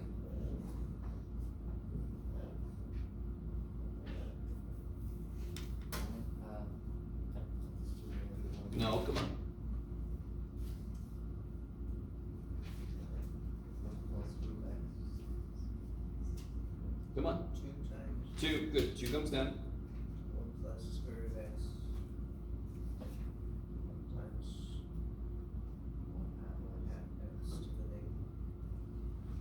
Now, real quick, before we give up on this, can you multiply that in? We're just playing around with some shit, yes? We're just playing around. Could you multiply this in? Do you see how the 2 and the 1 half kill each other? Yes? We're just playing around with shit. So if I multiply this in, I'll get x to the negative 1 half. And what's x to the negative 1 half times the square root of x? 1. Okay, now this is still not the answer, but we're starting to play around with this thing to see how it kind of like interacts with itself. I don't know if you guys are at all with me. This is not an obvious problem. This is a problem you have to play with a bit. You have to start to be creative with what you let u equal. Maybe you can try to solve for x in some cases, yes? So this is a problem I don't want to show you the way to do this because this is a problem that's meant to be played with. So have we done problems where we solve for x? Yes. So we can try to do that. You could try to let u equal 1 over 1 plus rad x, but that sounds like it would be heinous. Although you might want to try it. You never know. Okay. Yeah, I don't want to, let me think. I don't even want to give you, no, I don't want to, yeah, no. Sorry, that's as much help as I'm going to be. That, and again, okay, that problem is not a kind of problem I would give you on the test because you just sort of have to play with it long enough or get lucky with the correct use of, or play with it long enough that you see how things are going to interact. I'm not going to give you one like that on the test because you ain't got all the time or sit there and play with that one problem. Yeah. Number 80 is a good one. Number 80 is a little more straightforward. Would it help you with number 79? Maybe. If you figure out number 80, it might help you with number 79. Okay. 79 is one I just want you to play with. But now you see how to play with it. Yeah. Yes? Would you consider the integral times squared? Yeah, all day. Because I'm an asshole. Oh no, because it's easy. Sorry, that's easy. So, do you guys understand, even if I gave you, real quick, how could you do this? Could you do this? Is that one you could do directly? Do you know what you take the derivative of to get tangent? No, you don't. You don't. If you think about it for a minute, what's the derivative of secant and secant tangent? What's the derivative of cosecant? It's negative cosecant cotangent. What's the derivative of sine, cosine? What's the derivative of cosine? Negative sine. Nothing gives me tangent as an answer, correct? Does anyone have an idea? I know your question was about squares, but I want to start here. Yeah. And I can't because how would I do this? Sine or cosine, and then what could you use? U sub, kick ass. So could I give you problems? In fact, let me say this differently. Do you know I'm going to give you problems? We have to know some trig identities. So you didn't, you now you know. So you have to know your trig. This is a really basic one. You guys see how u sub is going to work? What would you let u equal? Cosine, because it's the one that's stuck. And sine is a derivative, it's free to move around. Of course, there's got to be a negative in there, you can make that show up easy. Yes? Now let's into the real question. What about? So that's not too bad, yeah? Surprisingly straightforward. It's weird that this is hard. But there is no function whose derivative is tangent, no easy function. There's an answer, but it's not what you would expect.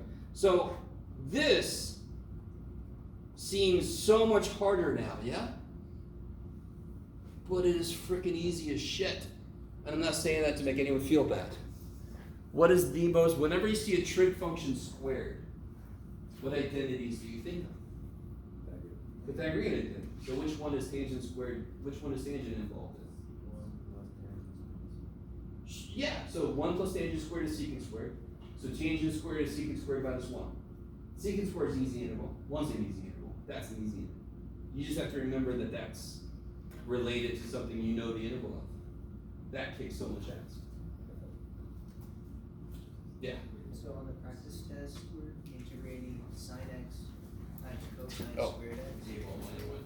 Does that involve trig identities too? No. This one, this is a cool problem. On the practice test, what is it, sin x cosine squared? Yeah. Was it indefinite? No, it was from pi over 4 to pi. I like it. What do you guys think? Is there a function in there that's inside something else whose derivative is in there? Cosine. Cosine. Now, the derivative of sine is cosine, but I have two cosines. Derivative of cosine is sine, and I just have one sine. That would work better. That would cover everything then. You guys, I don't know if you guys are really with me. I have two cosines. If I let new cosine, one cosine becomes du, and then I got an extra cosine. Do you guys see that? I need to cover everything. Do you agree that cosine is inside of a square function? So the most basic u sub is make u equal to the thing that's inside something else. And the derivative of cosine is freaking sine with a negative. Who cares? We can make negative show up. You guys know with me? So that's a straight up u sub. Do you guys see that? Now I understand, you might think, oh, cosine squared. Okay, this jackass said that if it's squared, it's got to be a Pythagorean. I didn't say it had to be. I said it could be connected to Pythagorean identity. This one isn't because sine is sitting there. Hey, this is derivative of cosine. Yeah. If I made cosine squared 1 minus sine squared, that would really suck. Okay, Nate, yes.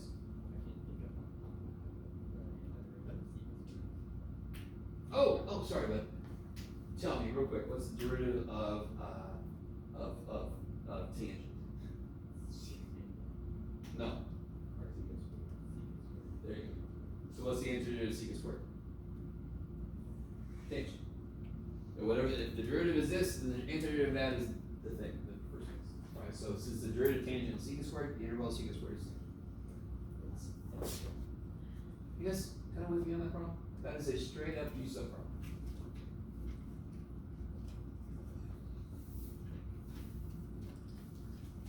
Now, here's the interesting question. What if I gave you this problem?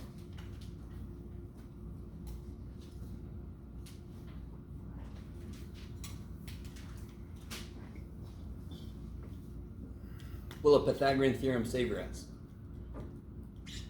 No, you still have the same problem. You have sine squared now. Yay. I'm all out. So what do you do?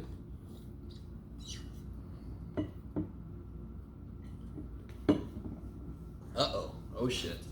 Alright, this might be a little evil. Pull your square out, parentheses, and then probably after Do what now? make it cosine x to the second power, and then do your antiderivative to the third, divide by Oh! and then multiply by the derivative of the original cosine. No. Okay, alright. So, real quick. Sorry, Dave. I'm gonna use what you just said. And,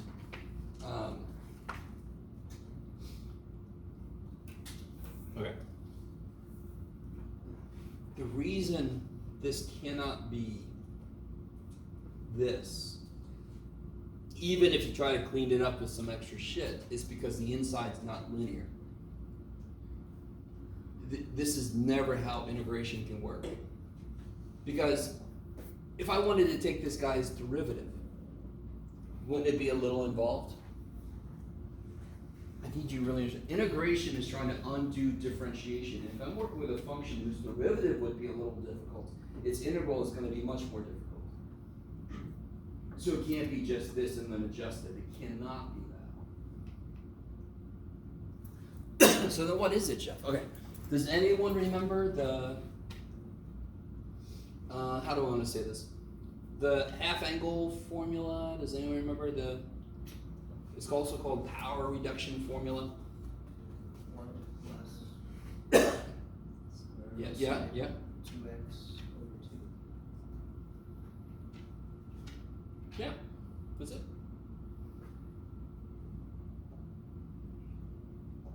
So real quick, what's cosine of 2x? Negative sine 1 squared of 1 sine. Yeah, it's either 1 minus 2 sine squared, or it's 2 cosine squared x minus 1, or it's cosine squared x minus sine squared x. Do any of those sound familiar to anybody? If not, thank the gods I put the trick sheet up in our Canvas shell. You memorize that shit. So, from pre-calculus, you should know all those trig identity, or from 170, whatever you took, trigonometry. I can bring them up whenever I feel like it. So, I might feel like it on this test. Do you see how I get to the thing I just did? Can I just add 1, divide by 2? That bottom one, can I just add 1, divide by 2? Why is, I really want you guys with, why is that good? Because now if I have this, I can make it become this. Why is that good? That looks worse, Jeff.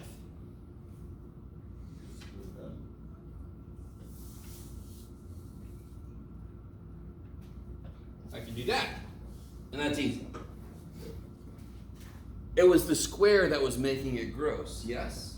Integral cosine is easy. Integral cosine squared, What have I done? By using an identity. And this is why it's called the power reduction identity, which is bullshit. It's basically just half angle, stopped halfway. So this makes the power go down to 1. And now the integral is basically easy. Yes? No? What's the integral 1/2? 1/2 x. And what is the integral of cosine 2x? Negative sine No? cosine 2x over 2. Yes. So I get 1/2 x plus sine 2x over 4 plus c, yeah. Okay. So I can use what's officially called the power reduction formula, but I just always call it the half angle formula because that's what it really is. So, a little thing between now and Wednesday is you might want to glance over your trig identities. Getting that impression yet.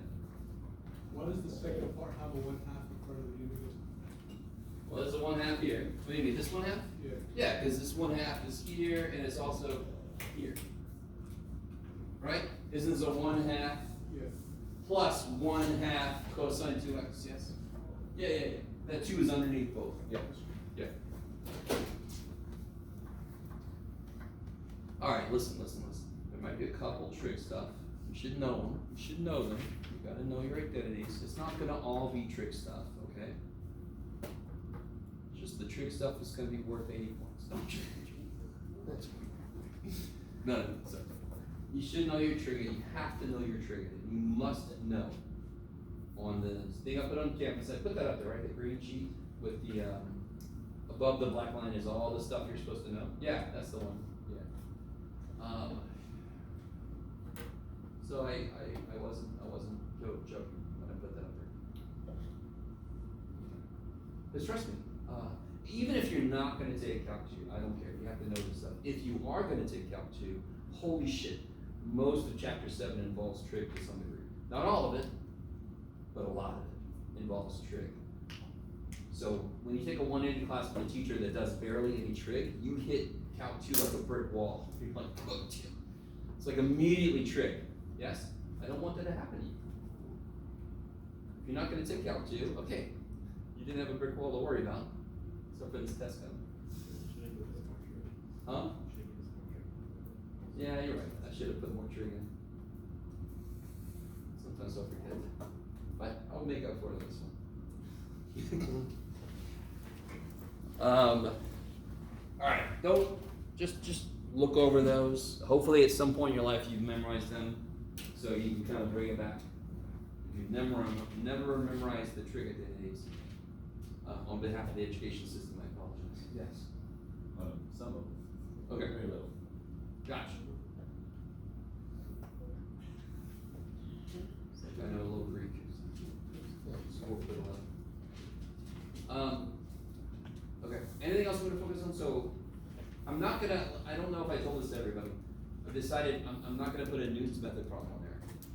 It's gonna show up on the file. I might have a Newton's method. I don't know. I just want you to know it exists and what your calculator does to do stuff. That's the big thing. 4-9 is kind of funny because it's not really a standalone thing anymore. It's antiderivatives, and that's basically what all the chapter 5 is. Are you gonna get a problem where you have to draw the rectangles in? Because hell yeah, right? Are you gonna get a problem where you have to know I'm gonna give you the sum of I stuff? Hell yeah. Yes. Are you gonna give us the formulas for I? Yes, I have to, because that would be so evil if I didn't. I like that dude. Trig. Yeah, I got shelves and washers gonna be on there too. Yep. Oh, no, I'll do that. Anything else you wanna focus on? Any other kind of problem? Can you go over the F-talk 1 January 2nd? Yeah. Okay. So guys, help me out. What is the rule for this derivative? What's the rule for this derivative? I'm gonna build up to your question, Cash. I guess n plus 1. No, derivative.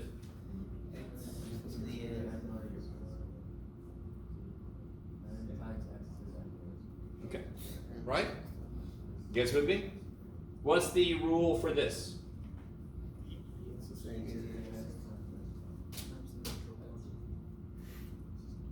Okay, that's the real input. What's the rule for this? Okay, I like it. Now, we have functions. There's a rule for their derivatives. How do I do this then? 1 over stuff. Good. So you use the rule for the function, yes? There's a rule for natural log. And I'm building up to your question, Cash. There's a rule for natural log. I use that rule, and then what comes into play? Chain rule. Does chain rule care what the functions? Doesn't give the first shit what the functions. If there's something inside of a function, that thing gets a term, yes? And if it's more than just x, it actually shows up. So I would apply the rule. The rule for any natural log is 1 over stuff. And then of course I multiply by the area of the inside, yes? So we looked at this brand new freaking weird ass function. That is a weird ass function. This is a weird function because f of t is a function, yes? But the function is the area of, under f of t, between a and whatever you want me to stop at. That's the function, you with me? The input is where you want it to stop. And the output is the area from a to that stopping place. Are you guys with me? That is trippy. We have never seen a function like this, where it gets a full function in it, but the functional part of it is where does this thing stop? That's the variable part, yes? It is a function. I've said that many times. So if you disagree, you're wrong. That is a function. It probably has a derivative rule, just like natural log has, just like e to the x, just like x to the n. They have rules. So what is the g prime? What is the rule? F top 1. How does this function derivative work? Yeah. I like it. No, not yet. Just a bit. See how I did this? And then I did this. So I'm going to do the same thing. So that is the rule. Just like the rule for natural log is 1 over the x, right? So forth. There's a rule. Why did chain rule not come into play? What's inside this function? No, x. That's x. Isn't the inside is x. That's the variable piece. F of t can't change. X can change. So what if I had this function instead?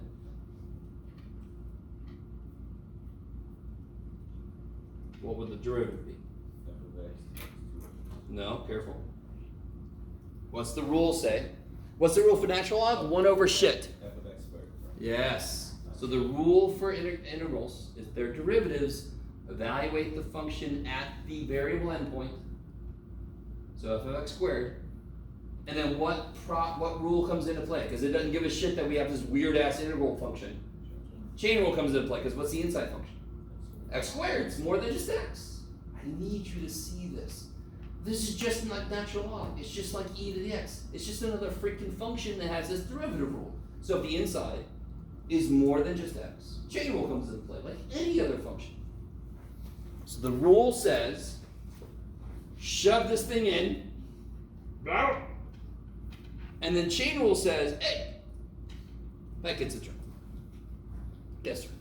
It was A on the top and X squared on the bottom. Ah, okay. So, there's a little rule I didn't really say directly, but hopefully everybody was reading their book. How do these two things relate? If you think about it, this kind of makes sense. Opposite of each other. One is the negative of the other one. Yes? So this is equal to negative this. It makes sense because remember the width was b minus a over n? So if we turn this around, the width is now negative. Okay. Which we understand is fine because that just means if it's profit, I'm losing money or something. If it's negative, I'm losing. It doesn't matter if it's negative. It's fine. Okay, so if I had a problem like this, what do you got, Jeff? I don't know.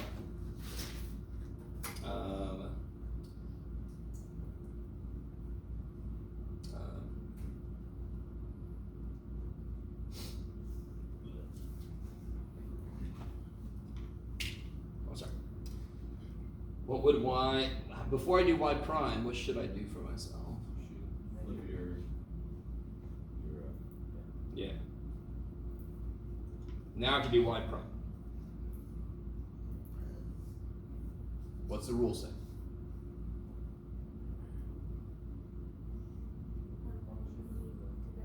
Yeah, shove this thing in.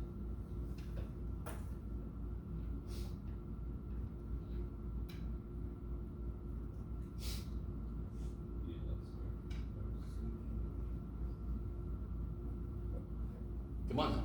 What's the rule for integral derivative is shove the variable part in. Shove the variable part in. And then chain rule says, hey, this guy gets a turn. The derivative of e to the x squared. You gotta multiply by it. Yes, sir. So we don't care that the secant is a good answer?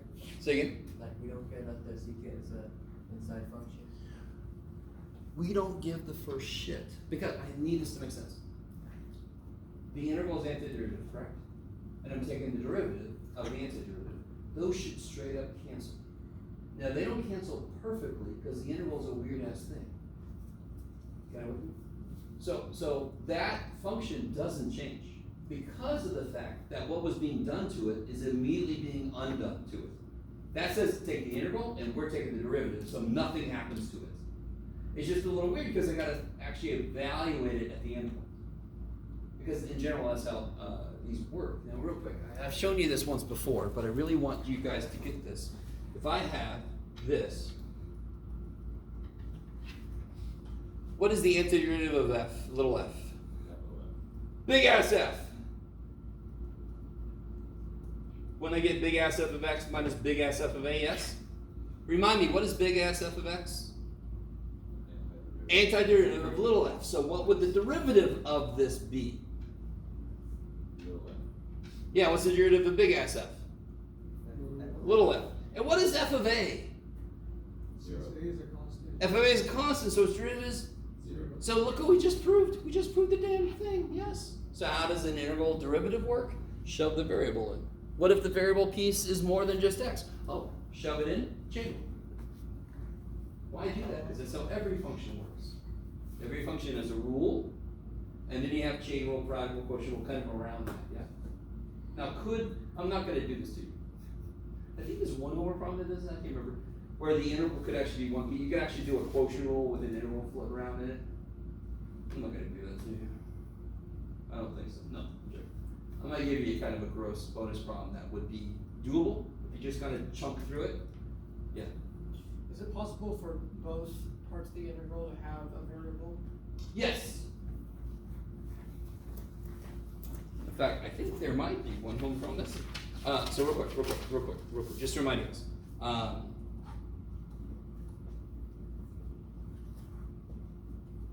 The integral from a to b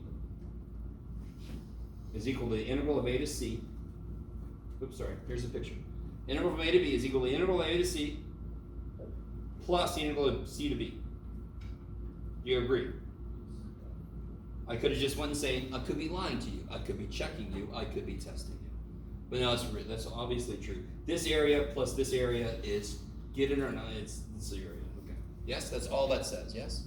So if I have integral x to x squared, it doesn't matter, just make up a function, Jeff. Cosecant of c squared minus 3. And I want to take this guy's derivative. What's the issue? Is this in the right form for the rule to work? Because one of those limits is supposed to be constant. Do you all agree with me?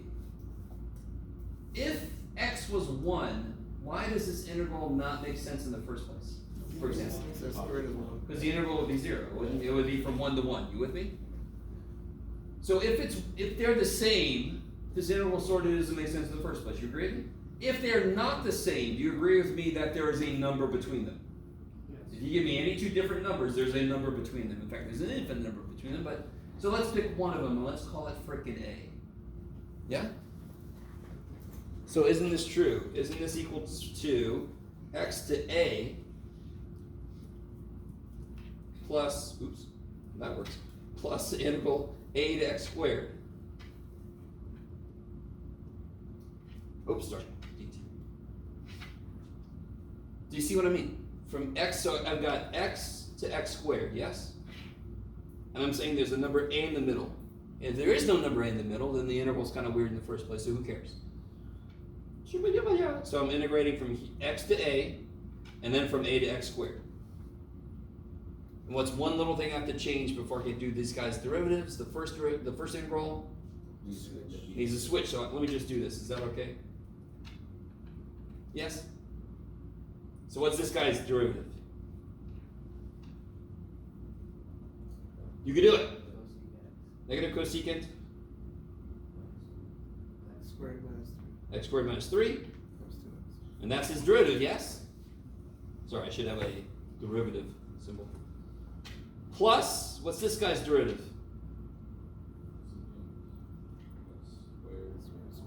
X to the 4th. Yes, x squared squared. Times 2x. Cool.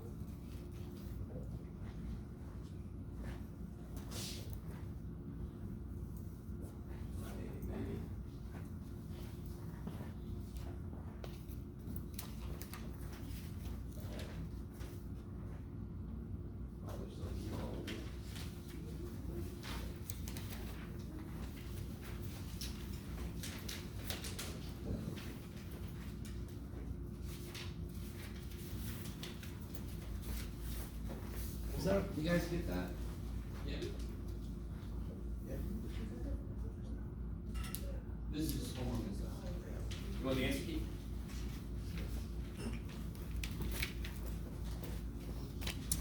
Yeah, I'll give you guys the answer key. Alright. There's two parts to it, so keep both the papers I give you. Oh shit, I should probably give you both papers. You need this one. You need, good lord.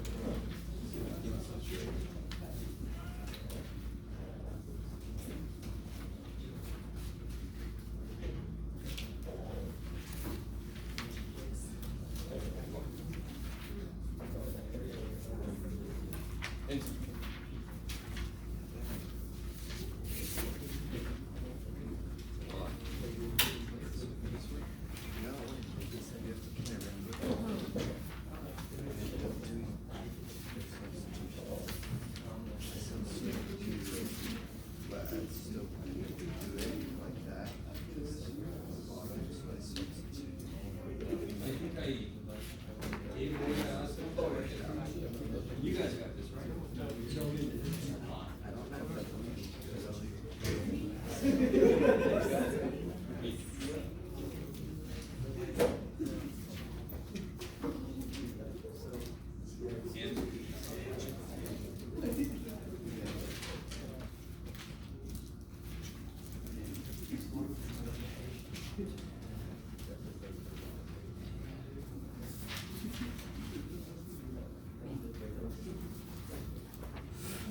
Oh, oh.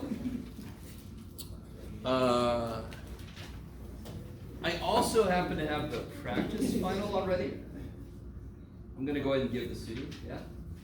Maybe don't look at it, but I'm gonna give it to you, because otherwise I'm gonna lose it. And then print it out again, done what everybody's saying.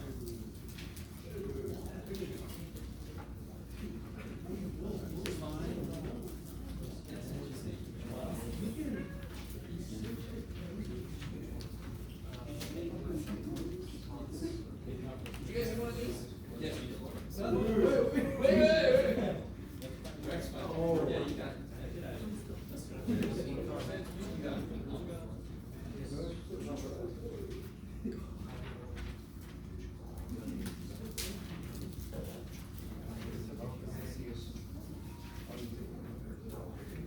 Okay.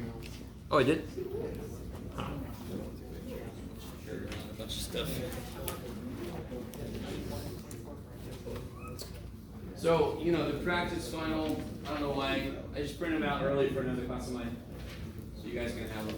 I'll have an answer key for it next Monday. Next Monday's review for the final. Yes?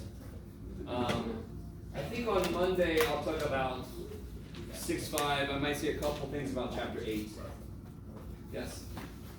Right now I just want you focused on what you have to do for this test coming up on Wednesday. Yeah? I don't know. Chapter 8, I haven't assigned homework yet, so, yeah. And it's a little bit tricky. Yes? So the homework we do 6-1, 6-2, 6-3, 6-1, 6-2, 6-3. I don't think 6-4 was part of our. Yeah, 6-5 we're gonna do later. So this test is gonna officially go from 4-8 to 6-3. I already told you I'm not gonna put a 4-8 just because then What about 4-9? 4-9's anti-derivative, so you can't escape those. disc problems. Yeah.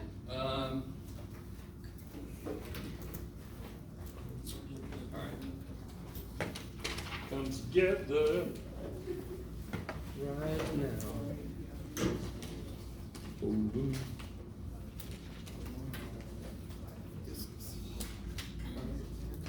Okay, got one piece of paper left. Oh, several. Okay. Alright. Well, alright. Let's try some right out of here. If I try to make one up, it might get a little weird.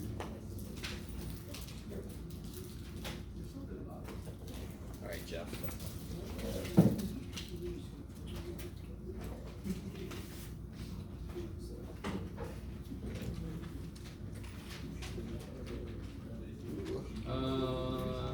Oh, good. Here we go. Here we go. No, I don't like this. Hold on. Let's try it from here.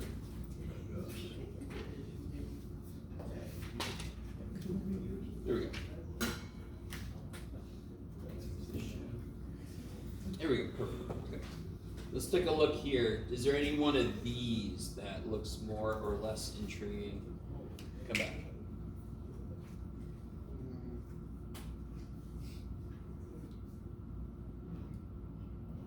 There's not a lot going on in here. Let's take a look at number 8. I want to look at number 8.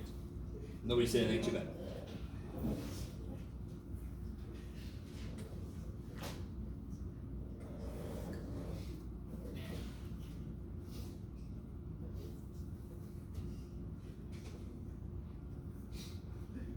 Okay.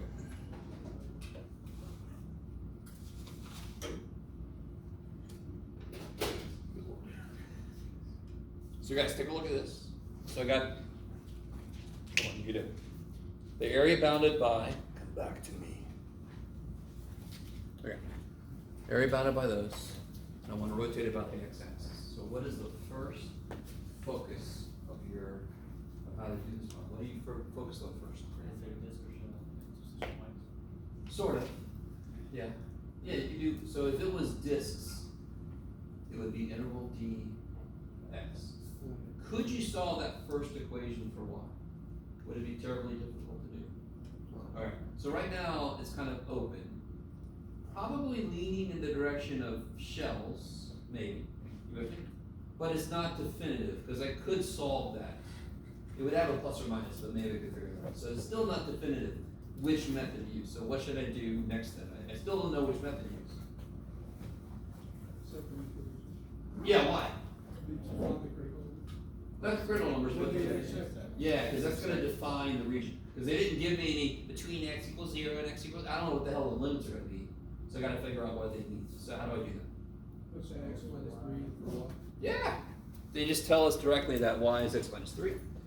So if I take the first one, I could rewrite it as what?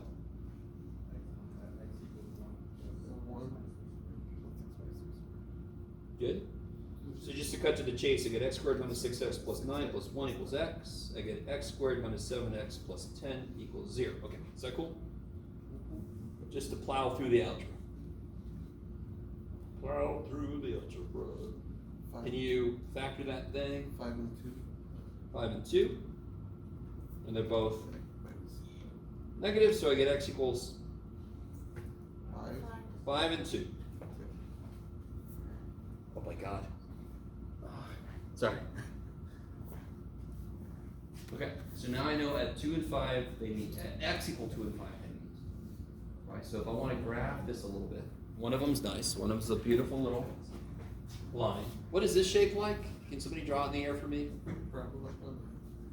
Ah, there it is, yeah. Yeah, so it's going to be sideways parabola, yes? So this is positive, this is negative, this is positive, this is negative, so it's going to be this guy, yes? I'm sorry, you can't see it. Positive, negative, positive, negative. So it's this guy. It's positive sideways. Okay. So let's see. I know they meet at 2 and 5.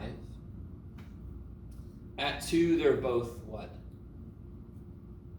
Well, be careful, be careful. See this first equation solved for y? Yes? So you gotta be a little bit careful. So when x is 2, what's y? That's the trick.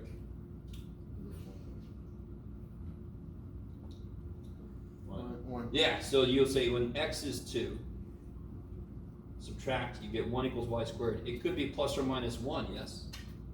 But check it with this one. When x is 2, y is negative 1. So it must be the negative 1. Let me stop for a minute. It's a little bit trippy, because one's in terms of y and the other's in terms of x, but we'll get there. The really tricky part is I know the x values, I don't know the y values. But we could have figured out the y values, but we'll be okay. We're figuring it out now. What about at 5? If x is 5. Y would be 2 or negative 2 up here, right? But what is it here? 2. 2. Scale sucks, but it's okay for this. So, one of these things, it's not like the other, it's a line. So that one's easy. And the other one is a parabola like this, yes? So if you want to be careful, what do you get when you plug a 0 in for y? 1. 1, so it's here. So it kind of makes sense that this is going to go like Okay.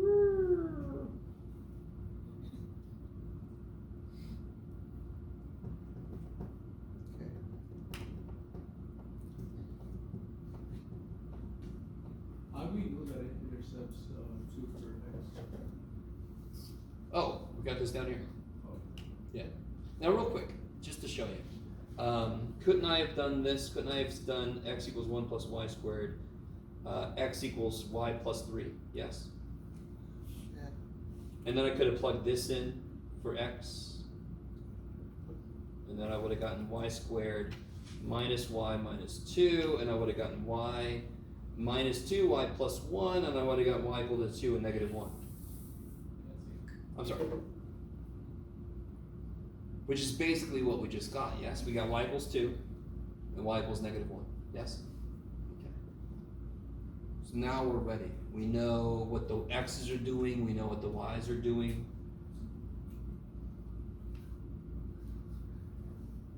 Yeah, x is 2, yeah, okay. So I'm double checking. Oh, I see what I did. I'm so smart. X-axis. It's kind of crazy. There we go, looks better. I used 2 as 1 there for some reason. Okay. So there's my blue banana. And I'm gonna rotate that. What did it say? About the y-axis? What? Okay, so now we have a choice. Now we still don't know which thing we want to do, but it's kind of wide open now. What do you guys think? So if I use disk method, wait, I had x-axis up there. Yeah. X-axis. It's the y-axis, sorry. I don't know why I said x-axis. Sorry everybody, it's the y-axis here. Yeah, okay. If I use disk method, what does it have to be? Integral d to y. And then I can use these guys, yes? Because those are functions of y. So that seems like it should work. Then I have my outer radius and my inner radius, correct? Now what if I wanted to use shells instead? I would have to solve this for y, which like we said, introduces the plus or minus thing. It gets a little bit worse than it really has to be. I don't know if you guys are with me. Okay. Plus, let me see if you guys are. This is a little trippy. All right. If I solve that for y, I get plus or minus. This is the plus, this is the minus. Do you see how if I draw a rectangle here, I'm sorry, I'm going around the y-axis, yes? If I draw a rectangle here, doesn't it go between this and the line? But a rectangle here goes between the top and the bottom half of that. I need you to see this. I would have to have an integral from here to here, because those rectangles go from this side to that side, plus an integral from here to here, because those rectangles go from the line to the curve. I ain't doing that shit. Yes? I do not want to do that. Some of you guys are looking at me like, I don't want to do anything. Okay. So, I don't want to do shells. I'm not going to do shells. You can't make me do shells. So if I'm going to do disks, I'm rotating around the y-axis. How do I figure out what my inner radius is going to be? Start on the axis, draw out. Which function is this, obviously? Yeah, this is 1 plus y squared. That's my inner radius. And what's my outer radius? Y plus 3. I need it in terms of y, correct? Yeah. And now you can just set it up. Is that cool? Now it's just going to be a little bit of squaring stuff out. I'm going to have pi integral r outer squared minus r inner squared from, and now it's dy, so when am I going to put the limits? Oh, negative 1 to... Negative 1 to 2, yes. Negative 1 to 2, 11. Okay.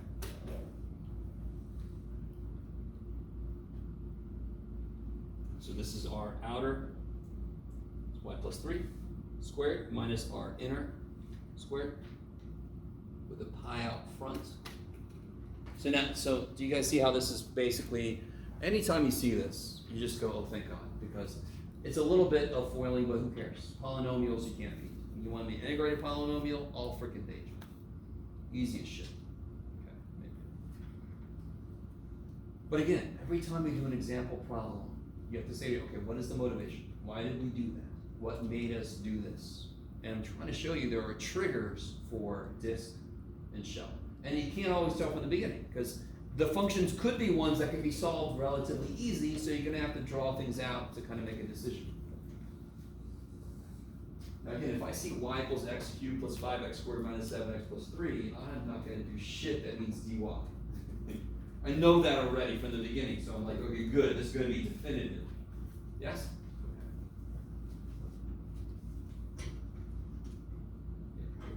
So discs is just integrating the area of a bunch of circles. What is shells integrating?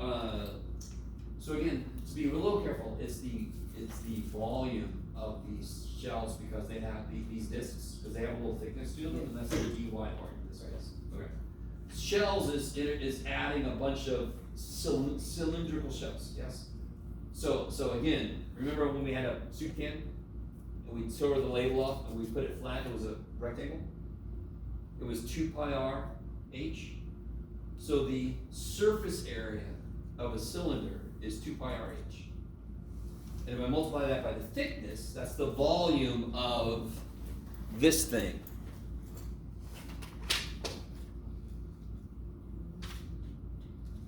So 2 pi r h is the surface area of it, and then when I multiply by d, in this case dx, that is going to be the volume of that shell. And if I add all of them up, yes, and then I'm going to end up with the volume that I'm looking at. Okay, maybe.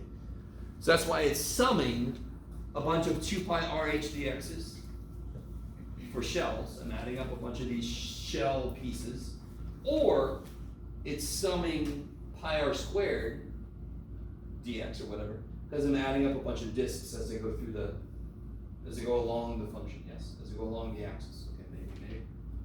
So this is big time geometrically straightforward, believe it or not. It's not straightforward, let me be careful. It's more straightforward than you might at first think. We're just adding a bunch of these shapes. Now, the picture is misleading, because how thick are they really? Infinitesimally small thickness. So that's why when I do this, I'm going to get a perfect resolution, just like we did when we had the rectangles go to infinity. So these pictures don't do it real justice, because these are like big thick thing. No, they're infinitesimally thick. So when I put them together, I end up kind of stitching together this volume. So if you've ever seen a 3D printer kind of work, you can kind of think of that. If you've never seen one work, I'm sorry. Look at the videos, they're kind of cool.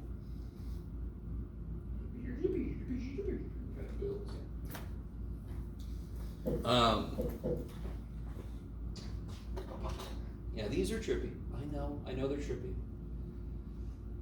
But I'm going to try to give you problems where you can really show me you know how to figure out which method to use, and then how to set it up. Yes? If you can show me you understand how to tell which method to use, and how to set it up correctly, then any little mistakes you make other than that are going to be relatively small number of points. You lose more points the more you show me you don't understand the concept. Okay. I'm not sure how that makes you feel, but that's just the reality. So, something else I don't tell people, I can't remember if I told you guys this, but since we're almost at the end of the semester, I never let homework fail somebody. So if you take the final and I calculate your grade, and you're at a 70, and then I throw the homework grade in and you go below a 70, you still pass. I don't let homework fail a student. Does that make sense? I let homework take your grade down all freaking day. So if you would have made it B minus if you had done homework and you did C plus, you get a C plus. Too bad, you should have done homework. You guys got it with me? But I don't let it take you below passing. Yes? The reason I don't want to say that you're early semester is students here, oh, you don't have to do homework. That's what this guy just said. And then you die. Because you got to get practice. But at this point, if you got a lot of stuff you have to correct and you haven't done it yet, so you want to focus on the sections that give you the most trouble. You need more practice with that. Don't worry about doing every single thing. Focus on what's going to get you ready for the final. Okay.